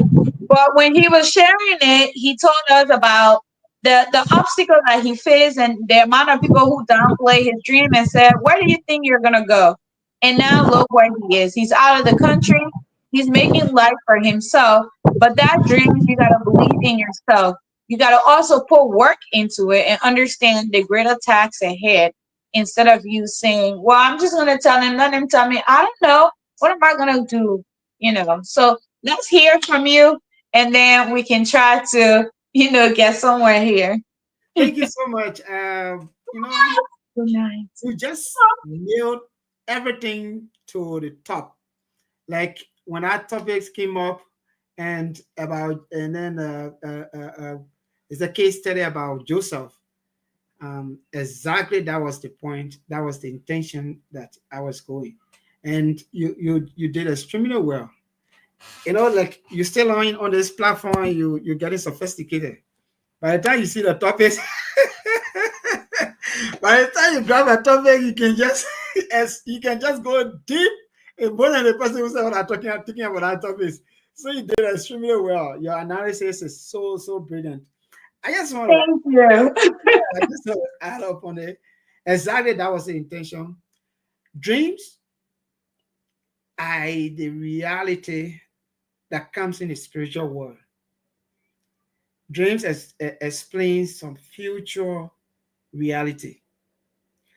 And it's like when I think I was in Africa Coast, I was in a school and in Navry, and the teacher said, by you registering, entering a class, everybody get 100%. Everybody here get 100%. You will start working on to reduce your 100% to either go zero or repeat the class 2-3 times. And the rationale from that statement is exactly how we manage our dream or how we manage our vision. In a dream world, when you have a dream, some people dream and their dream can be terrible. Some people who like follow their dream, when they dream, the dreams come opposite. And definitely when they dream, they know that the opposite will happen. They start preparing themselves for that opposite. And some people, when they dream, the dream comes as exact as it is. Some people who study themselves, who have close attention to how their dreams go or how it works, they are very careful when they dream to explain it. So what we are discussing now is just to make them to know that, or let them to know that yes, you have a dream, and you always, your dream can positive or negative or opposite. You need to manage it so that you cannot. And then the other side of it is when you dream. My late grandmom gave me a story about somebody who dreaming and going to explain it. So in a traditional setting, he had a dream. The boy had a dream, and he was working in the government, and then he slept. And in his dream, his gut, somebody came and took his gut. His gut just split and got bust. So he decided that this kind of dream, I'm afraid I have to go to my father in the village to let him know what is the meaning of this dream. The guy left. He was some kind of a big person in the army. He left, took excuse the accent. He said, I have something to tell my father. People did everything to ask him to do, or tell them. He said, no, my father. He went to his father, he told his father.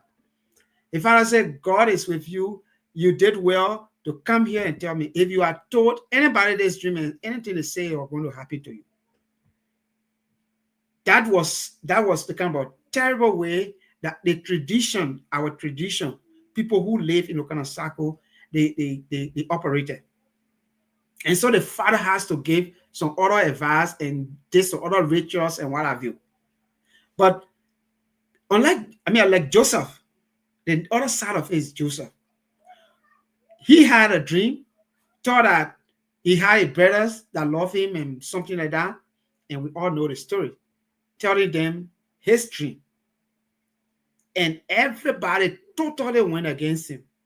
But the good side of it is he had God protection. Why, if your dream, God, you are not like favor, or you don't have that blessing of God, that you went and told and prematurely explain your dream to somebody who absolutely have no idea of anything, and then interpret your dream otherwise, and everybody started to go against you, like what they did to Joseph and you in a way. So yeah, so dream comes in kind of direction is something that we got to manage well. And when you dream, to realize your dream or to come to reality, it's like by you coming to this world, you are successful already. Because the process said 9 months to go through that 9 months to live and come here, you're already successful. You're living here and get to this state, you will start to reduce that success to go to negative, to go to minus. So it's how you manage yourself, how you do things, how you live your life. So if you have a dream, how you manage your dream, it comes to reality. Some people dream and tell them exactly their future. That, hey, look, this is how your future is going to be like. And some dreams like that, it comes the opposite way. So indeed, I just want to make that addition to that. But exactly, managing your dream is the key to this discussion from my perspective. Because it comes negative, it comes positive. Absolutely. Thank you so much. I was just sitting here thinking as you were saying that, Mm-hmm. I'm just sitting here thinking like, hmm. So when people get into a relationship, right? Mm-hmm. And you know how most people end up in bad situation, bad relationship.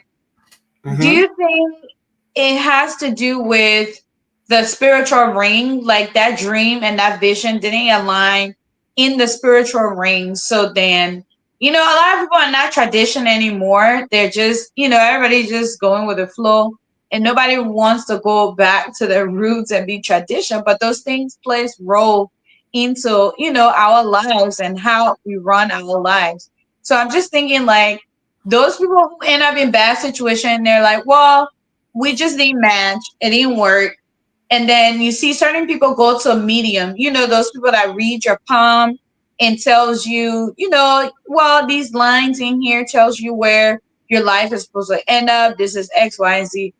Do you think that has a connection with why certain things don't happen right for them? Like, I think for me, mhm, um, even my wife can say, "But you don't believe in something." Yeah, for me, I don't believe certain thing.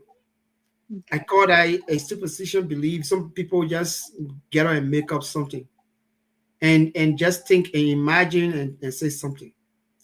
Relationship not being right, there are a lot of reasons for that. right, There are a lot of reasons for that. Sometimes they are spiritual. I can't discount that. It's true. And sometimes parental background. It could not be spiritual, but it could be how you call it, generational right, curse or habit. For right, example, a mother that doesn't care some, I'm sorry to say that, a very rude and ruthless lady bringing up a girl, or yes, bringing up a girl, and want to say, Lord, you know what, advising a girl, if you are not strong, nobody respect you. hmm, So if this person try to pass through civilization somehow and get married, that person, only thing that rings in her mind is, if a man does this to you, if you don't reply strongly, if you don't stand up to this, the person will not respect you. So when that relationship crash, when you say it's a spiritual stuff, so there are a lot of yeah, reasons. There are a lot of reasons for which relationship don't hold. I can that's I fine. can allude it to dream. Notwithstanding, it's also possible that spiritual stuff take place, because some people, like some people, those days in our tradition, people like want to have a town, to build a town. From history, they will go and collect a virgin, and that virgin will be living, and just plant that virgin into a certain thing and build a certain cotton tree on top of that virgin. Wow. That kind of curse is I mean, this kind of curse follow that kind of generation that perform the act. So as such, the virgin, their daughters from that quarter will never get married. Each time the daughter married, there must be confusion that the daughter come back. These are, believe our parents. But I'm you just know I'm giving you the tradition because you mentioned about tradition, right? what? So these Right. things, yeah, these things they explain it to all right. They explain it, and nobody knows what whether it's truth or it is lie, because these are stories they explain. And again, when our parents those days, they never saw God, they never heard about God, they start looking for God in many directions. They Sure. go to the cutting trees. Some of them will go to the river and carry some wood, or carry bread, carry food, going to look for child. And then sometimes in their dream, they say the child will come and get you. So that child gets certain thing will never happen. You say, yeah, I just want a child.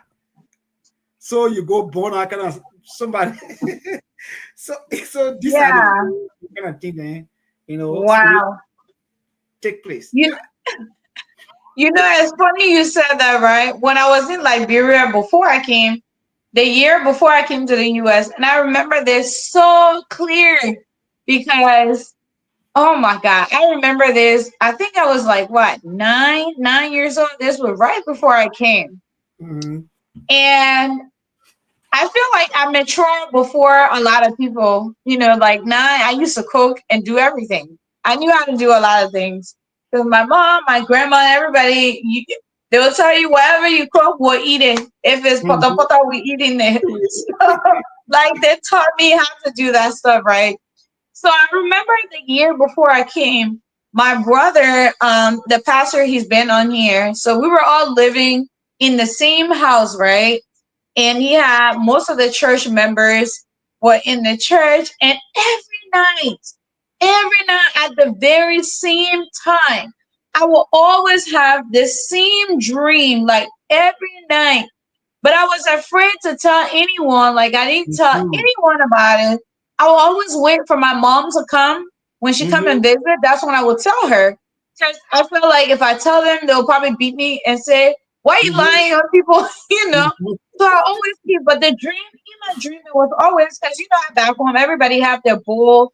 They put Yeah. their food in it and things, right? I Mhm. still remember this dream because I'm praying one day when I go home, I want to see this lady because so I mean it's a scary dream though because later on when my mom told me, my mom was very serious. She's like, "Don't ever do that. Don't ever." So in my dream, this woman will always have food, like at the counter to the window. She'll always have the bowl covered, and it will Mhm. have chicken in it, right? It will have food in it. But when I go and open it, it's raw chicken. So every time I have this dream, I was like, when I wake up in the morning, I will always see her. She'll be the first person I see. And I will always be scared. And then my sister-in-law asked me, she said, "Why are you Mhm. always scared when you see this woman?" I said, "No, nothing, nothing." And whenever you realize when she cooked, because it was different family in the home, right? Whenever she cooked, she gave me food, I'll be like, "No, I'm okay. I don't want to eat." Like in real life, when she gave me food, I said, "No, I don't want it." And then, but then at night, when I go to sleep every night around like 3 a.m., 4 a.m., 5 a.m., like this lady will literally offer me food and it will be in the bowl that I'm supposed to eating. Like it Oh. will sit to the window. It will always be when I go open the bowl, I'll see raw chicken and I'll say, "Why would I eat this? This is so," and then she'll say, "You better eat it." And then we'll be tossing over the bowl that I will actually wake up. So I had this dream so many times before I came to the US. And finally, when my mom came, I told her my mom came to the church and said, "You have a lot of witches in this." Oh, really?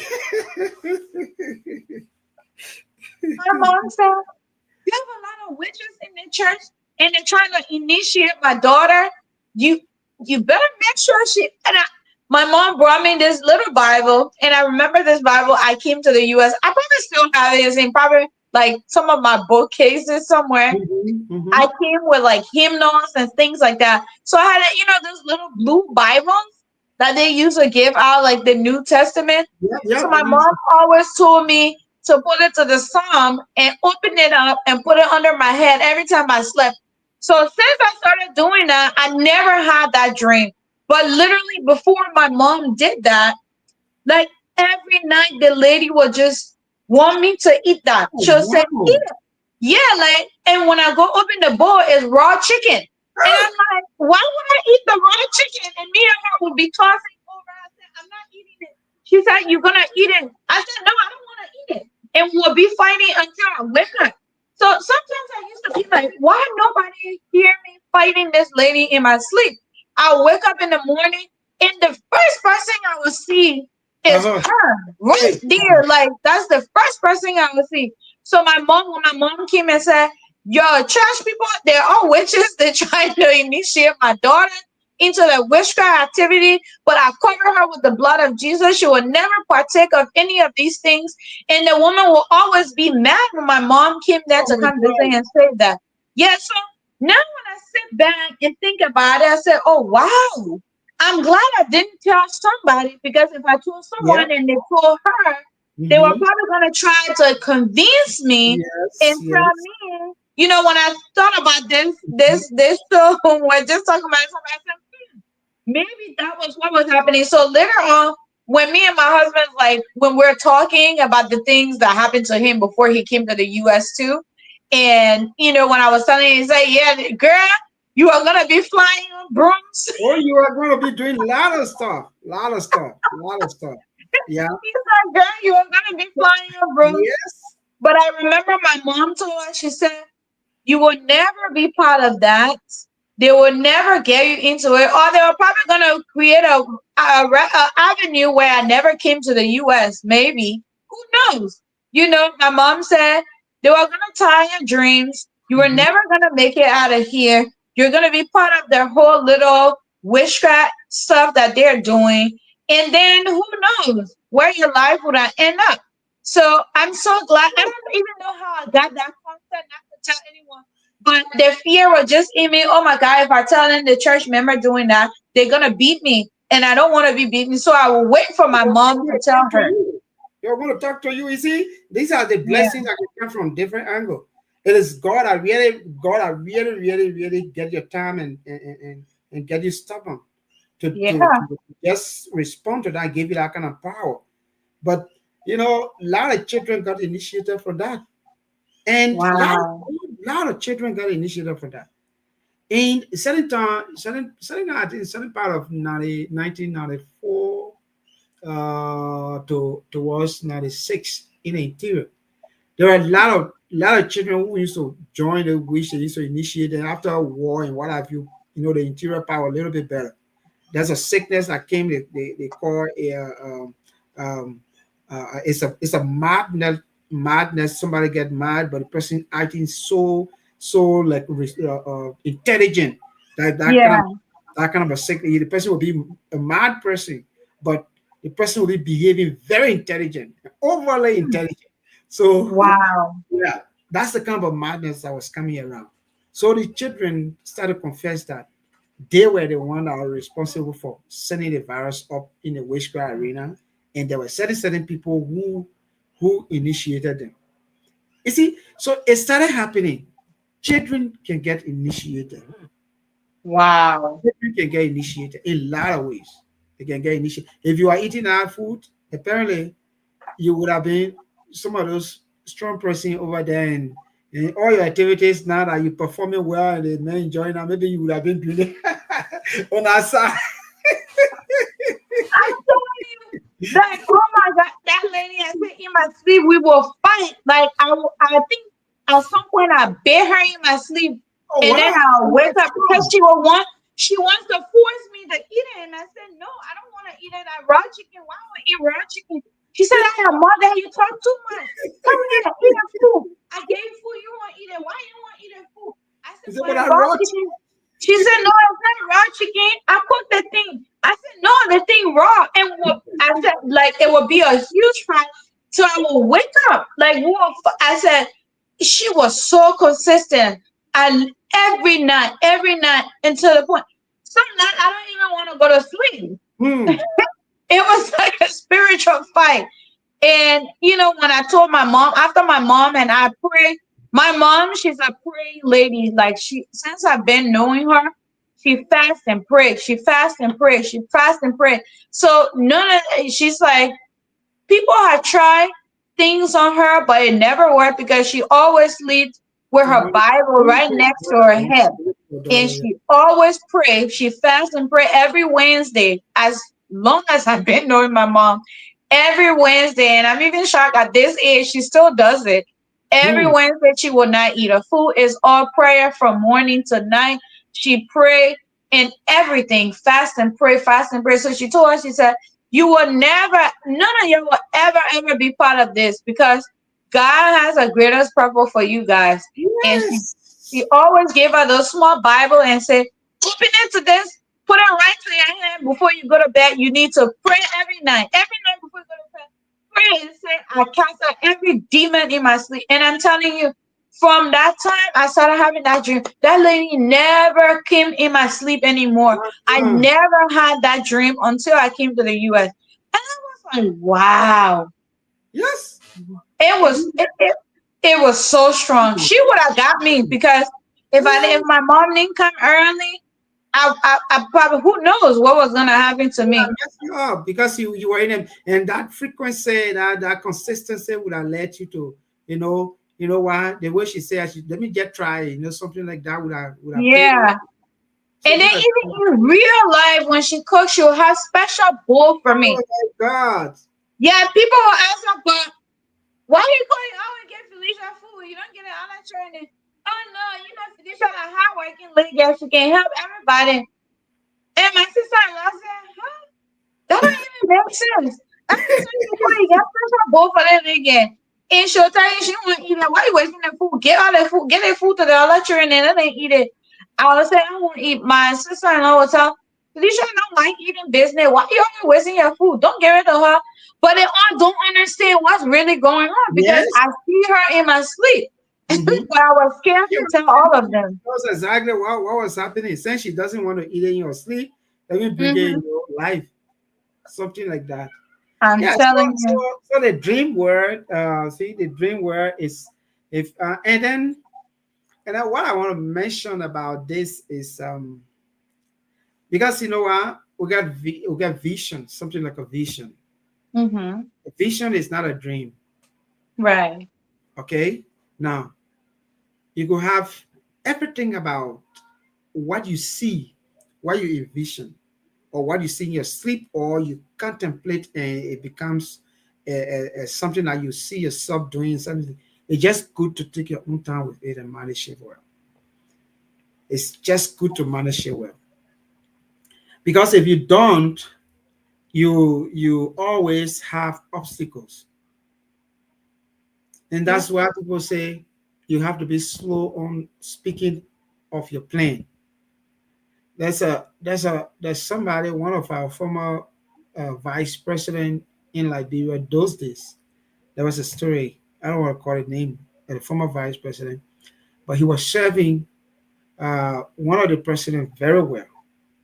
And then the president told him, "Look, you know why? I see you to succeed me, but I will work the modalities up. When I'm leaving, you will be the next person. But Mm. this thing, don't tell anybody. You got to keep it to yourself. Because if you tell people, you don't know what will happen. Just leave it. I know how we work it up." So the president have told him already. He left. He went. You know how men can get excited. He and some of his closer guys went for some kind of party or some kind of thing. They were like talking something, and his bully was there with him. He said, "My man, I want to confide in you." And he Hmm. explained. The president had told me that he will soon hand power over to me to succeed him. So, my man, this when it happen, you are my first person that will be my minister of state, so we can run the country. I'm not talking about story. Life thing. Somebody told me that story from in Liberia. Wow. So when he said that, the person laughed and left. They click. They click. The what they call they have to kill that president, and then the person who he promised to, the person will not able to become president too.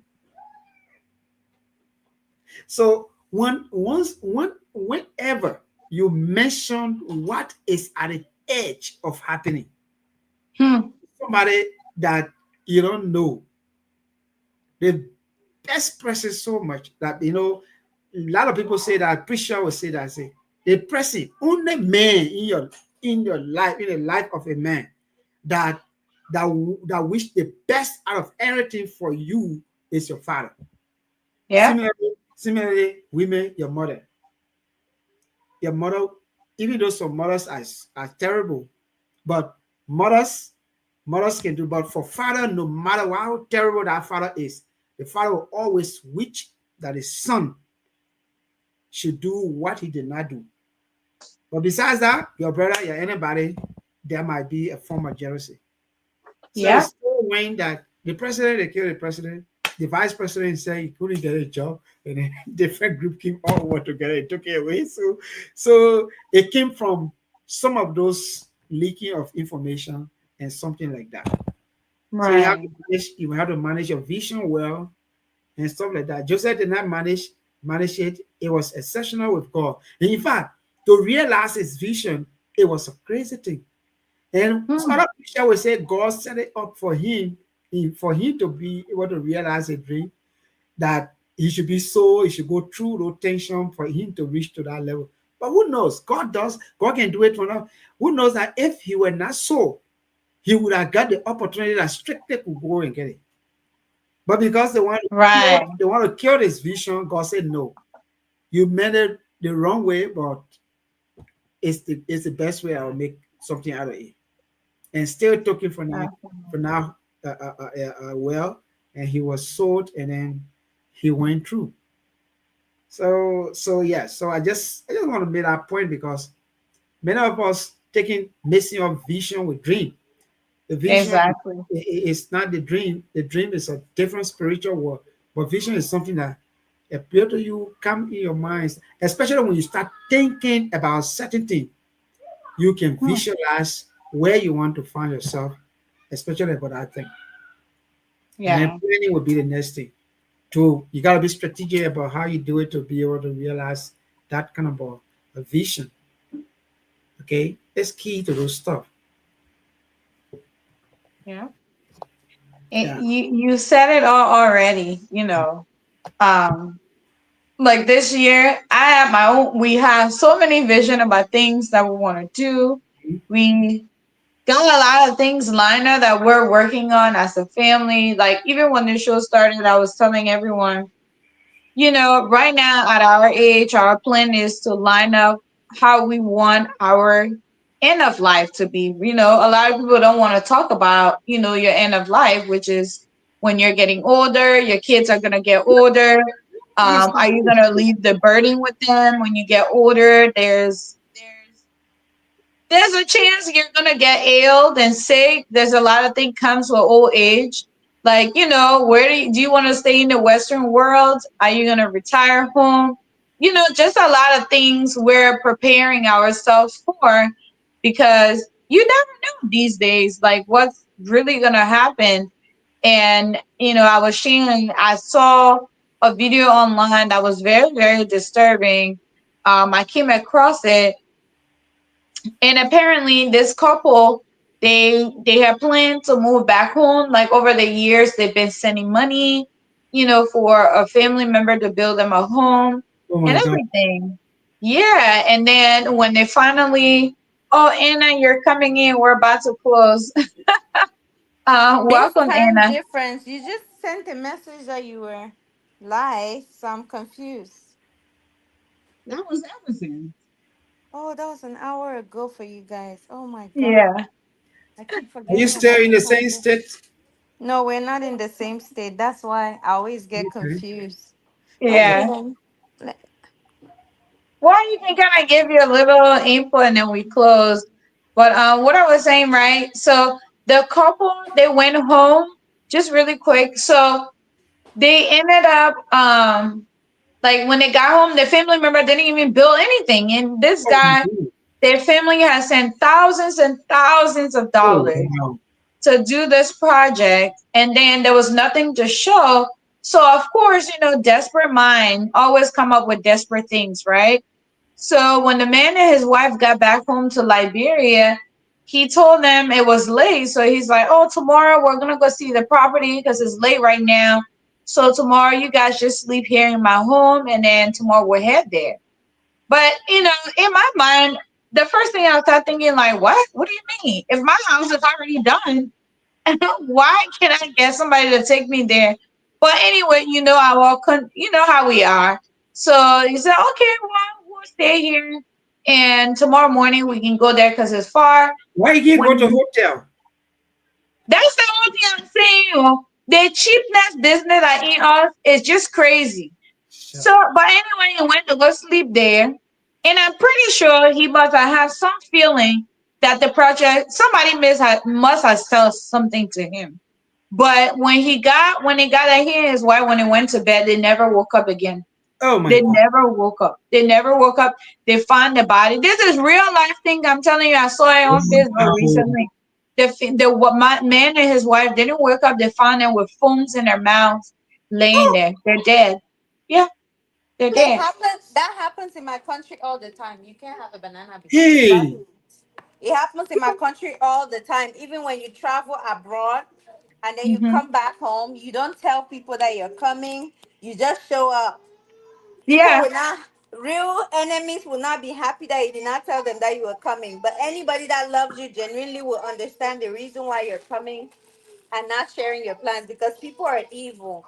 Like it's yeah. very, and that's why when you should try not to have too many friends. When you have your one friend that you can trust, you keep it that way because truly you don't need 10,000 people around you. You just need that one loyal and kind person around you because truly people are jealous. It's not everybody that can be truly happy for their friend, to be honest.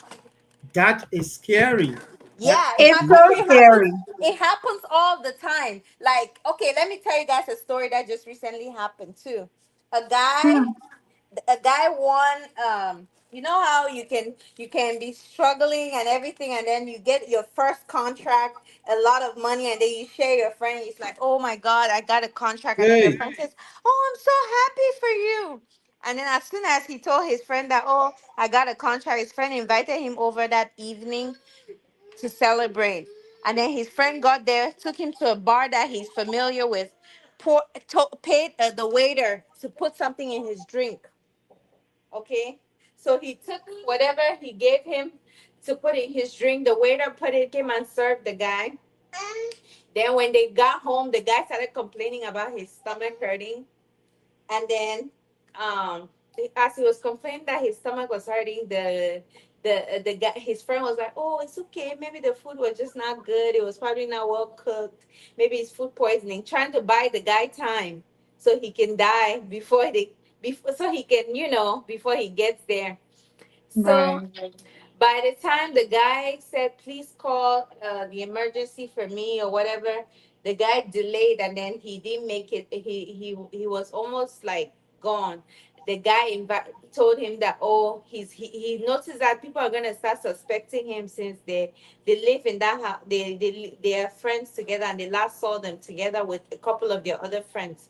So when Hmm. him and that his friend left, the other friends left and went to their own homes. And then he now realized that, oh, let me find a way to move this guy's body to another location so that they don't suspect that it's me. So he in that middle of the night he dragged his friends to the main road where more cars will be passing and everything where people can easily see him. So he took him there, left him there, went home and slept off. In the morning, first thing in the morning, he woke up and went to that location and was shouting, oh my God, something has happened to my friend, blah, blah, blah, was crying more than the bereaved. One lady saw this guy crying and said, the way this guy is crying, I've never seen a situation where a friend cries so bad, like, you know, Hmm. that That's they should just God. investigate the guy. They arrested the guy, and then they interviewed a couple of his friends that were saying, the people were seeing his status saying, oh, they were hanging out yesterday, and the guy Oh said, my oh, we God. didn't come together, and then they beat him up, and then he confessed. Yeah, he confessed that he was jealous of the guy and that he couldn't believe that Oh. this guy got a contract, something that should have been his. They've given it to this guy. Mind you, they have different fields. He's just like the guy. He's the one that helped the guy get better in the city, and now the guy is about to be more successful than him. I'm telling you, people are evil. And mind you, to me, I believe that if you have a friend, right, and that friend Mhm. is successful, right, that friend is Hmm. supposed to you're supposed to be happy for your friend only because your friend can help you get to where you need to be. Right. Your friend will carry you along. Like, I've never seen any successful true friends that your friend is suffering and then the other person is just lending a helping hand just because they're just giving them the widow's mite or whatever.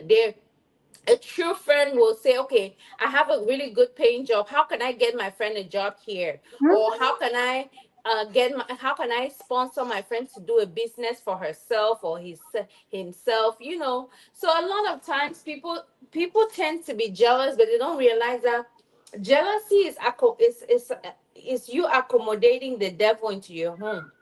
Because once you start thinking evil about other people or your friends, God cannot bless you, and you're focusing on the evil aspect and forgetting to pour water or fertilizer in your own garden, because you're wasting the energy and time doing something evil rather than trying to do something good for yourself. I was watching a video which I will share with you guys after this, about a child. It was a competition of two maybe Asian kids, and it was just talking about like a lesson about life. Like, when you focus on trying to bring others down, you're focusing on bringing yourself down too, because rather than you focusing on people while they're struggling to get to where they want to be, you're focusing on bringing them down, and you don't have time to do your own thing that will get you to where you want to be. And it was very Right. interesting, and I was like, yeah, that is very true. You don't think about those things, but it happens. Trust me, people are very, very evil. And even Yeah. Felicia knows this. Is It happens the same way with pregnancy.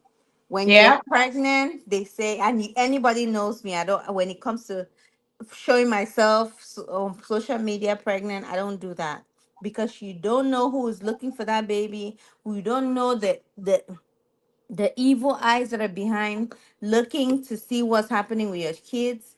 So it's the world is evil, and nowadays our social media has made everything so public that you barely ever have privacy, right?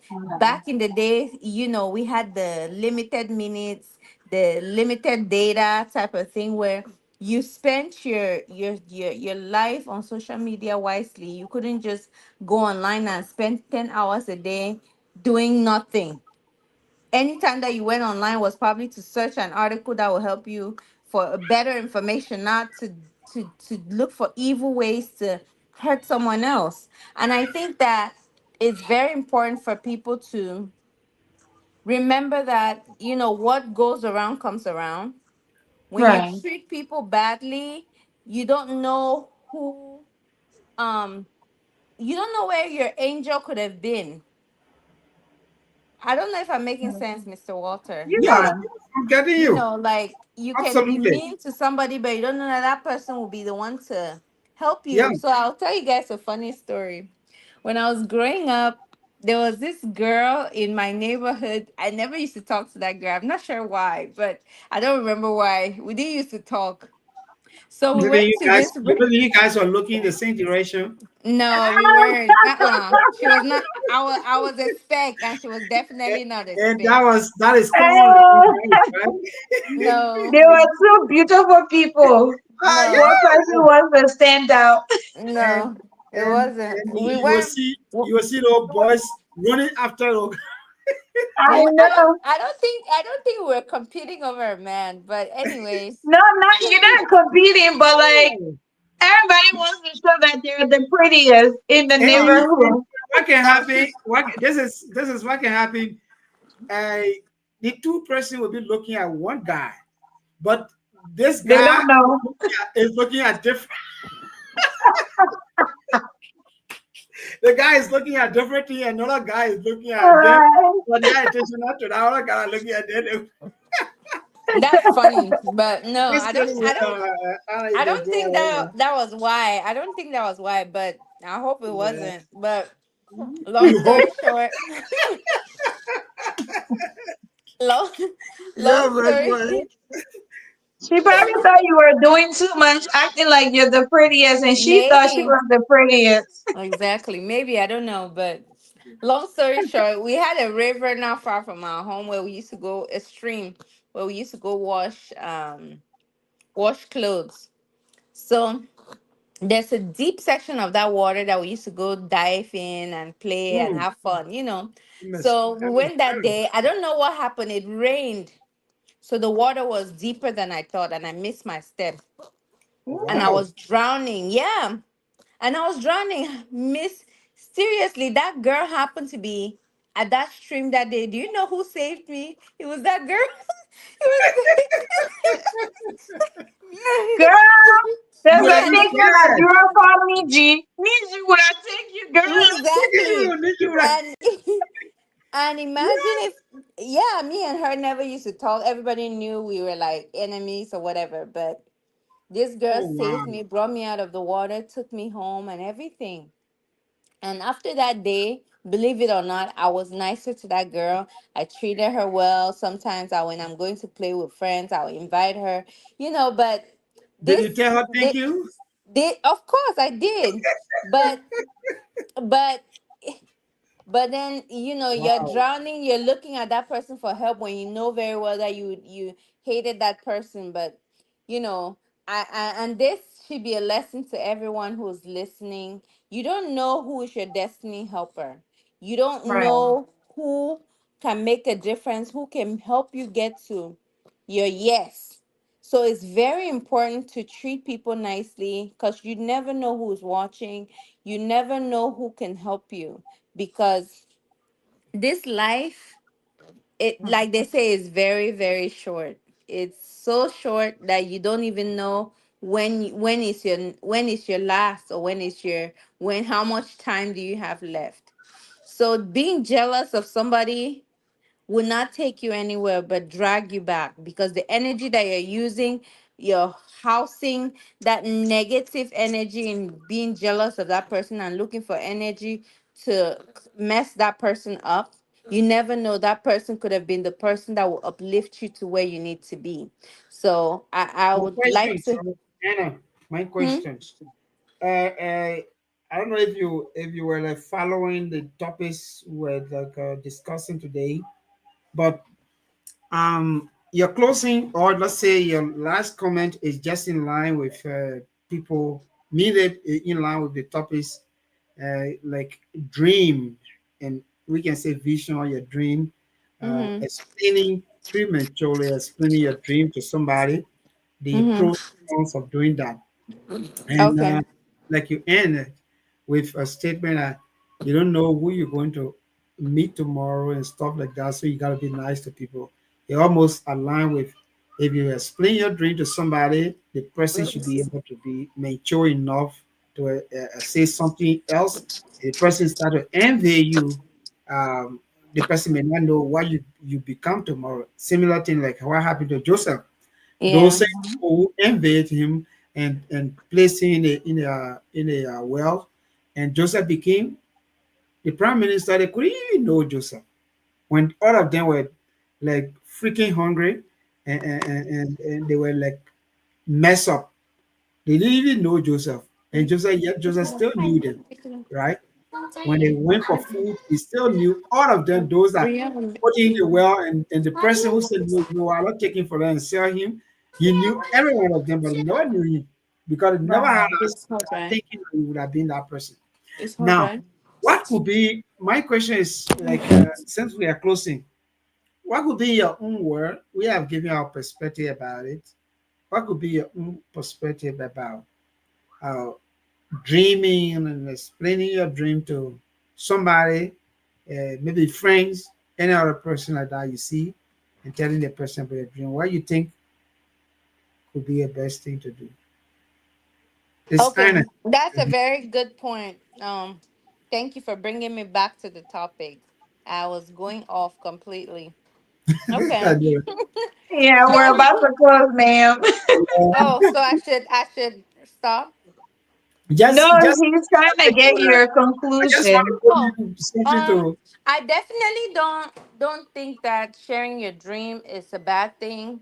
However, when you keep your circle small, you know the kind of people that you hang around, right? They say don't share your dreams with everybody. If there's someone that you can share your dream. Oh, Oh, we lost her. Come back, Anna. Come back real quick. We lost you.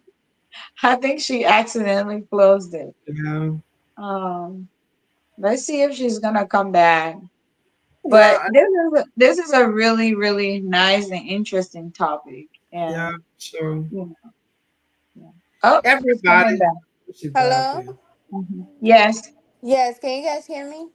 yes, Yep. we So I can. was saying that I don't disagree with sharing your dreams to somebody, but share when it's mature or when you have doubts about how to go about it. However, if you're sharing a dream to someone and they discourage you, you should definitely know that that person is a red flag, right? Mm-hmm. If you're sharing your dreams with someone and they encourage you or give you ideas on how to grow that your big idea, there's nothing wrong with sharing with that person. Because anybody that wants you to be successful will encourage your dreams and not turn them down. And a lot of times, I know in the African community, a lot of times jealousy comes in place where when you share your dreams with somebody, the person will look for a way to dissuade you from doing that or come up with um negative reasons why you shouldn't do it.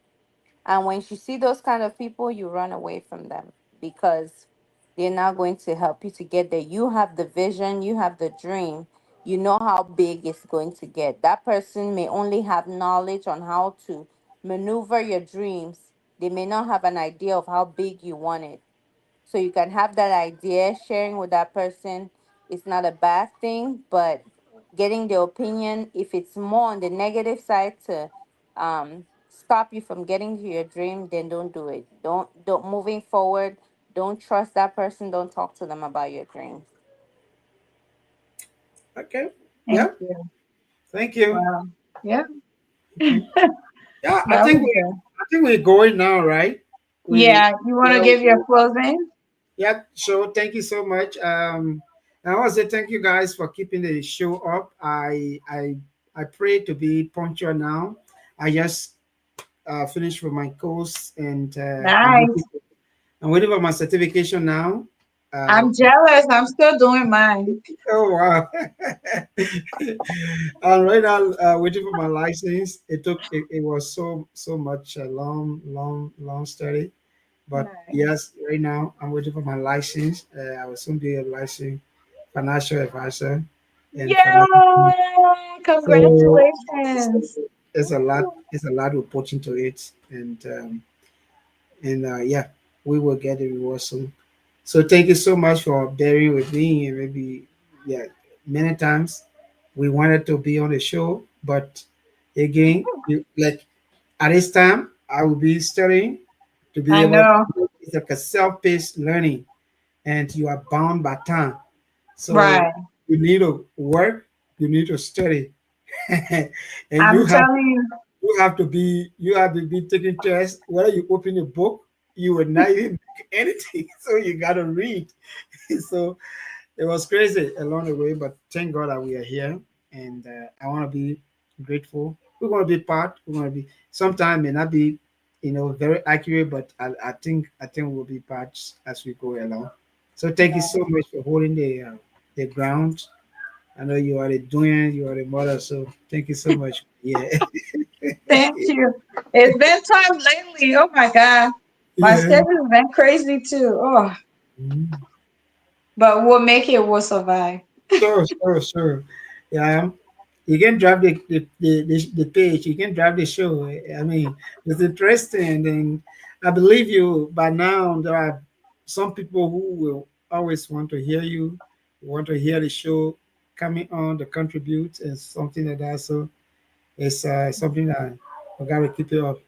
I don't know. For a long time, I've not spoken to the co-host, so I talked to him. His schedule is kind of, you crazy. know, yeah, the schedule is crazy right now because he's going through some transition. I know. So I know. Oh, right there. I know. I know. So we I spoke. was telling you, I know, man, that ground, I know that ground very well. So when you don't take time, you're going to Everybody define, going through that territory. you said you defining your movement, the movement will define I'm telling you, it's every so crazy. yeah, that's it. I know. It's tough. It's tough. So it's going to be good. Those are the humble beginnings. The Right. humble beginnings. Hmm. But it's nice at the end of it. So show.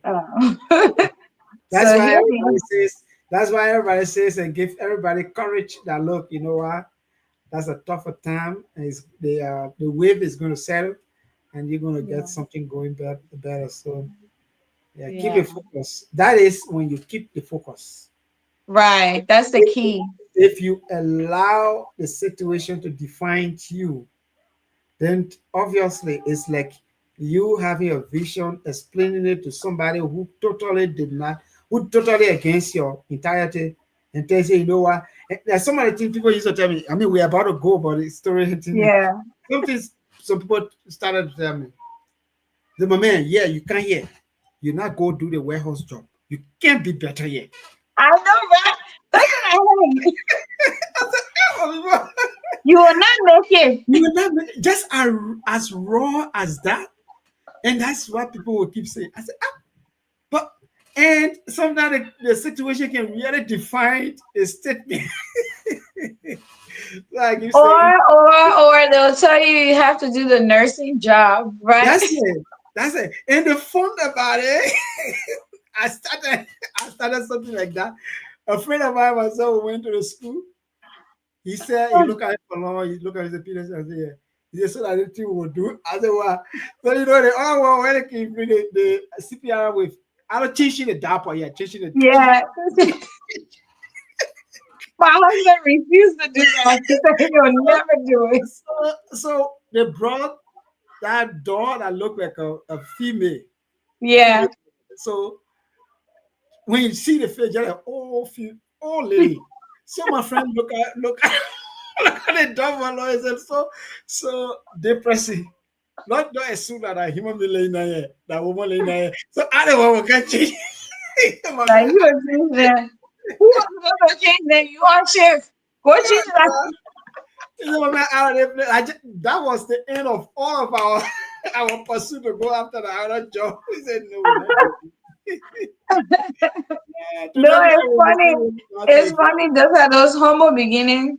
My husband yes, saying, King, he said, I would rather work at the food court than yes. do that. I don't want to bake you. Yeah, please. I can do that one. I said, oh, I don't do it. I said, I'm But not job. I don't do it. I'm like, you're going to have to do it because what you're trying to get into, you're going to have to do it. Yeah, I mean, I prefer even doing your little warehouse and other stuff better than that one there. No, I said no, I can't do it. I can't do the one. Yeah, the total. I said, my man, I beg you. The one I can't do it. I don't get a face for it. Yeah, so Yeah. that's it. I think that's the humble beginning. We anywhere you find yourself, just manage yourself well and see what you can do. Eventually, things will fall in place and things will be Yeah. better. Students, I want to close with students. Everybody went through the process of doing certain thing when you are a student. Oh, The, yeah. the syndrome of you dependency syndrome, depending on somebody to do something for you. If the person refuse to do that thing, it means your entire life is being defined by that movement. It's nowhere good. One of the serious motivational factor for me at the time when I was in school, right in Liberia, among Chancellor Rebel, there were some Google people. One guy, he was a bachelor guy. At the time, I was selling selling drugs in a bucket. Maybe I didn't do whether you saw it before, where people can put the tablets in the bucket and be selling around in Morovia. No, I didn't get to see that one. Oh God! So I was doing that. So at that time, ATU Chancellor Forces were in town, so they were there running behind people for that. So I was set. They were running behind people, no job. So I was selling that. This guy he was a bastard. He called me and he was in fully attired ATU uniform. No, Wow. he called me. See, I was like almost like to open the ground and go there. Yeah, I said, Like, wow. wow, what if I they said, here come and "The take guy me? feeling with me today. The guy feeling with you." When I went, asked me, he said, "Why are you selling this?" I said, "Oh, I'm selling this to be able to help myself in school and stuff like that." He said, "You go to school?" He said, "Yes." He looked at me for long. He said, "Lo, you know what? I call you to encourage you. Oh He said, wow. I know when I call you, you were afraid. He said, me, I'm from Grand Bassa County, I'm from Buchanan. He said, when I was going to school these days, this is the same thing I did. I went to school. My friends that running behind you, people when I see that and tell them say you're doing bad things, you guys, you're seniors. So some of them will be minister tomorrow, some of them will be. I just like he got took $100 at a time, $100 or Liberian dollars at a time. It was good money. He took $100 Wow. to me. He said, I don't want anything from you. I just want to encourage you. Say you say you're going to school. If you are not going to school, you are going to get problem with me. So, so yeah, so he did that. So each time I see people thinking that somebody should give them money to struggle to go to school, I say, you're wasting your time. Better you start doing something. Similarly, if you have your dream, focus on your dream. Like Yeah. Anna says, it's good to tell somebody, but be careful how you do things. Keep it to yourself and be able to plan it and develop it. Thank you so much for the show. I just want to end on that note. Thank you so much. Absolutely. Wow. I Yeah. feel like it's been such a long time since we had such a good show. Yeah, sure. So Sure. everybody, I saw a few people inbox me. They were like, "We're losing you from online." I said, "No, no, no. You Yeah. guys are not. It's just, we're gonna get back to a regular show. It's just, Mhm. I had a lot going on. Work, family life, a lot of things I'm working on. Just it's a lot been going on, and the schedule's trying to get back to normal. So hopefully this month we're getting back on pace. But Are you then, still to that place? huh? Are you still to that place? I'm transitioning. It's more to come. More to come. I gotta tell you, it's a whole. It's gonna take a whole story time to Oh tell my you. To God. tell you, I'm transitioning, but it's been a very interesting battle, like both physical and spiritual, but God aligning the stars, God is doing his thing, and had to figure out some few things out, and things are working out in my favor, if I may say. Yeah, Oh things are wow. working out in my favor by That's a good God grace. one. That's a good So one. hopefully I can share with you guys soon. Yeah. But it's a lot of transition going on, and just trying to figure it out. We trust God for that. Thank you so much. Yeah, God is in control. So Sure. I never, I watched some video, and it kind of resonated with me. The guy said, some people, God don't play about them. God do not play about them. So if you make them, you do something to them. God, when God come back to you, he coming back with reinforcement. I So you know, need to right? be careful what you do to people. I know, right? And I Yes. was like, I'm one of those people God don't play about. Sure. So You if don't take anybody do anything to me and coming in for with reinforcement for them, they better be I know. careful. Nobody should mess with me. But I'm just joking. But yeah, things are lining up, and God is doing his thing. And I'm just here to follow whatever direction, you That's right. know, that life lead me through. But I'm so grateful to have you guys on this show again, for us all to sit here and have this really nice conversation. It's always nice learning from each and every one of you. We Yeah. lost Dennis along the way. Dennis was here. Dennis had a really nice, interesting story about himself, Oh and wow. things he went through, before he made his way out of Liberia. And it really makes you start to worry, like, do you want to go back home? Like, I was Wow. one of those people. I went home. I went to go visit in 2018, but nobody knew. Can you imagine? It was my first time back. Nobody knew I was going to Liberia. I got a ticket, got a hotel. I figured out my way out. Everybody was like, the people here, they said, you left from that place when you're little. You remember it? I said, don't worry about it. I'm a big girl. I can figure it out. So when I got to Liberia, nobody knew, even my mom, nobody knew I was coming in Liberia. But I was in Liberia for 10 days. Oh It my was like a God. whole, yeah, I only went for 10 days. It was like, when you have that thing that keep telling you go, go, go, go, go, like it was like a fast decision. Like, oh yeah, I need to go. I need to go see my mom. But nobody knew except my family members that are here. They knew I was going home, but I told them, don't tell nobody I'm going back home. Nobody knew. When I got on ground, I just called my cousin and said, hey, I need you to pick me up from the airport. What? Pick me up from the airport? What are you talking about? You said you were coming, but and that I say that because what Anna says is that's the best mood because when you get there, people are kind of confused. They're like, they don't recognize you, they don't know you. And it's Mm-hmm. just like, it's kind of like a mixed feeling. They're all Mm-hmm. trying to figure out when are you going back. I said, I'm here. Don't worry about it. I'm here. And my my brother here, he said, how do you know to play all this game when you go back home? I said, I'll move on that. I watch Nigerian movie all the time. What do you Come on. mean? Come But on. but I was definitely disappointed when I got to Liberia. I was like, why is the country this way? Is Hmm. it such a, I don't know how to describe it, but Liberia didn't look the part. It just looked rough. And it was funny when I got to the airport, it was this little hut. I shared this story with my husband. He laughed all the time. He said, you're so crazy.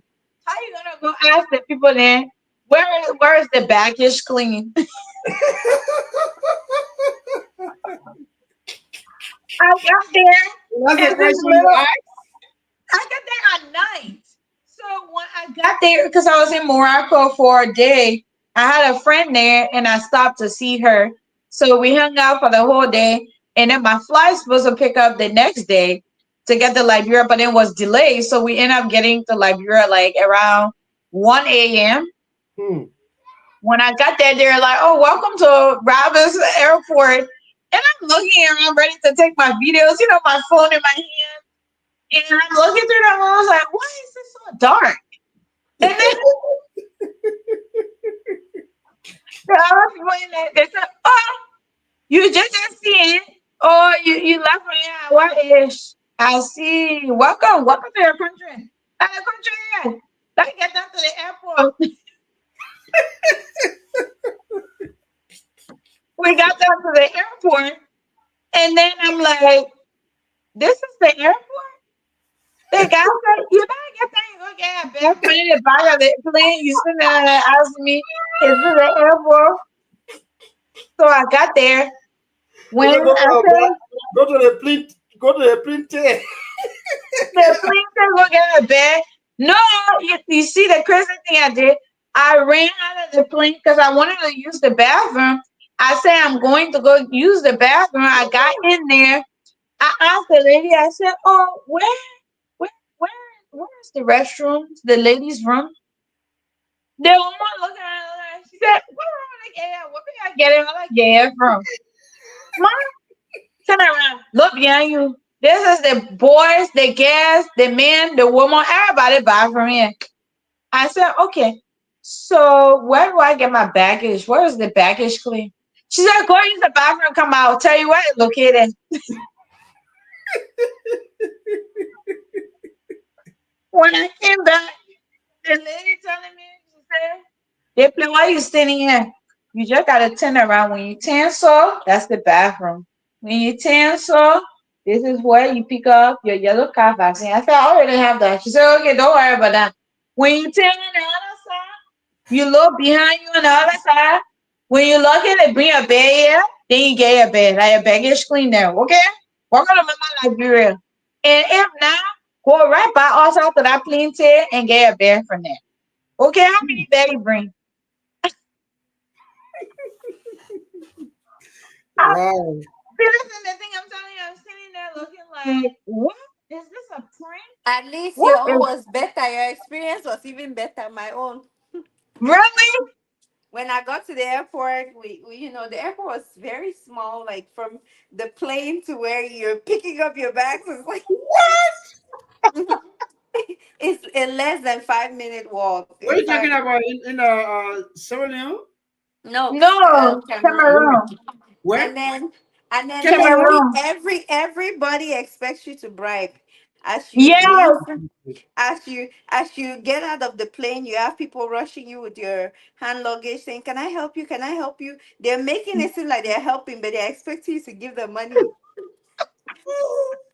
So the thing And is, so in I Africa. was lost for words. I was like, what is And then this? I told them, and then there was one lady that said she wanted to help, and one guy, I said, okay, help. I'm thinking they wants to help, and then he asked me for money. I said, but you didn't say you were charging. You said you needed help. But of course, my cousins had kind of hinted me already, so I said that, well, I'll need to change some money anyway. I had an auntie that worked in the airport, so she had already gotten some change for me. So the guy walked me Wow. to where she was. Every single stop that you make, even to where your bag is, from the place where your bag comes, they expect you to pay. From the place where they're going to show the yellow vaccine card, even with your yellow Mhm. vaccine card, before they give it back to you, you have to put some money in there. It's Yes, they sad, want very coffee. The sad. lady said, buy me coffee. I said, but there's no Yeah, coffee shop here. How can I buy you coffee? And then everybody's looking at me like, what am I making here? You better get a whole bunch of that. He's talking about no coffee. They want not talking about real coffee. They want money. Okay, let me yeah. put in your American English. She want money. I just For now, when I'm going to Liberia, I Yes. understand the code. Okay.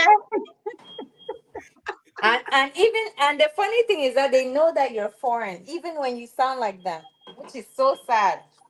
They I know. tried to question it around. I said, let me put my clothes on because I remember my cousin telling me, if you decide to come here, don't be talking your American things. The price will go up. So Let I me give you started, my experience. so even without you talking, they already know you're foreign. So I I'm went to the telling you, market to the lady purchase. said, look I at went your to the skin. market. I went to the market to purchase something. Two ladies are selling slippers.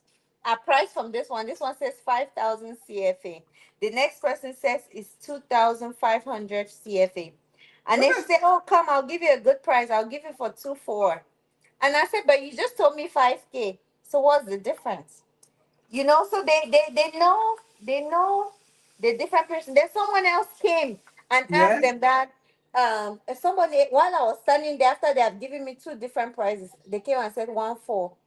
Imagine, from 2,500 to 5,000, they have given someone else as part of their culture 1,400 right in my face. And as soon as I saw that, I realized that I'm not going to be the one buying things. I'll just send somebody. I tell them exactly what I want, and then they will just buy it for me. Oh, me, I bought, but I like a mobile. I was just pointing. You want to Why are talk? you gonna? I don't want to What? talk because my cousin already briefed me. He told me, he said, when you go at the doctor, just point. And I was telling how much. So the lady looked at me and said, she looked at the boy, she said, so you think, I don't know where she coming from.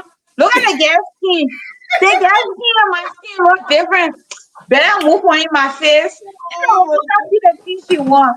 I said, no, no, no. I Exactly. put my hand out. When I walk in to go somewhere else, all this don't go to run into me. You pull me back God. again. Say, come on, that's Exactly. They know you're like foreign. You you. don't even need But to you speak. know what? Let me tell you, you know what? I made friends with all the Zoko in Liberia Mm-hmm. because they all started to protect me because they're all tall. I'm short. Mm-hmm. I went to red light and I'm standing there. I'm just looking at it because I don't remember it the way it was when I was younger. We used to go to red light all the time. And the Hey. way they have everything set up, there was a Chinese place over there. There was Mhm. another, like everything just looking so in disarray. It just looked a mess. It looks like you're in a swamp. So I'm sitting there, like I'm lost for words. Seriously, I'm just sitting there looking and like I sit down a bike just came and passed. I mean, you need to rent. They will steal you, girl. You sitting there and be looking. My cousin came from on the other side and grabbed me. He said, what are you doing? You can't sit down here and just be looking. We thought you following us. But it Oh, was just so like I was just confused. Like the things I was seeing, it was just I was like, wow, they really destroyed this place. It don't look right. It looks so wrong. The whole country, I don't know. I have And fun they're downtown. and they're very dishonest. Most Mm-hmm. people there, in fact, 95% of the people there are very dishonest. Yep. Everybody's looking for where they will get their own bread for the day. Oh I'm yeah, telling you. yes, yeah, sure. Everybody wants something from either a Nobody business can or genuinely something. do somebody for something without expecting something in return. It's really Mm-hmm. sad. And I think we need to normalize, like, oh, when someone is coming abroad, you expect something from them rather than looking to give, rather than always wanting to take. Yeah. I think I think Well, uh, I think that's it. We just I mean there's something to take more from you, Alfie. You left a lot, boy. You left a lot, boy. It's still long, so so now but when I went to Liberia, I don't do all the whole dressing thing that people be doing. But I wore Felicia, my jeans. you should end the show and go backstage. Yeah, we're about to close anyways. But I was just gonna say I wear my jeans and my t-shirt, and I call it a day because oh my god, I you don't still know how look they different. know. They just know you're not from You will there. still look different. Yeah, the people know. You will still look different. I don't care I what you have do. my hair. Peterson, I have my hair cut. I was bald headed. Like I didn't wear no wig, nothing. I was Okay. just clean jean, no makeup, nothing. I was Then, walking around. The mm. woman say, I know where you coming from. Stop acting. But anyways, you guys. This That's- what I wanted to share that it was just so crazy. yeah. Thank you guys so much. Thank you to Dennis. Thank you to our viewers. Thank you Yes. to Peter, Thing, Anna, everybody. We learned so much that, your dreams, there's not everybody that needs to hear your dreams. You need to be very careful who you're choosing to share your dreams and your aspiration with. And, be ready for your dreams. I feel like sometimes people are not ready for their dreams and they get it passed right by them and Right. then they end up in the wrong hands. So make sure you're ready for your dreams. And when it comes, if you don't know, just pray about it. Pray for direction and God always reveals to you the right path. So that's where I want to end it. Thank you guys so much. And if you watch, you want to share your thought, you can still put it in the comment section and share topics with us that you would want us to talk about. Thank you guys so much. You have a great night and great Monday. Let's say thank you so much for the time. Bye bye. All right, bye bye, guys. Felicia, call me.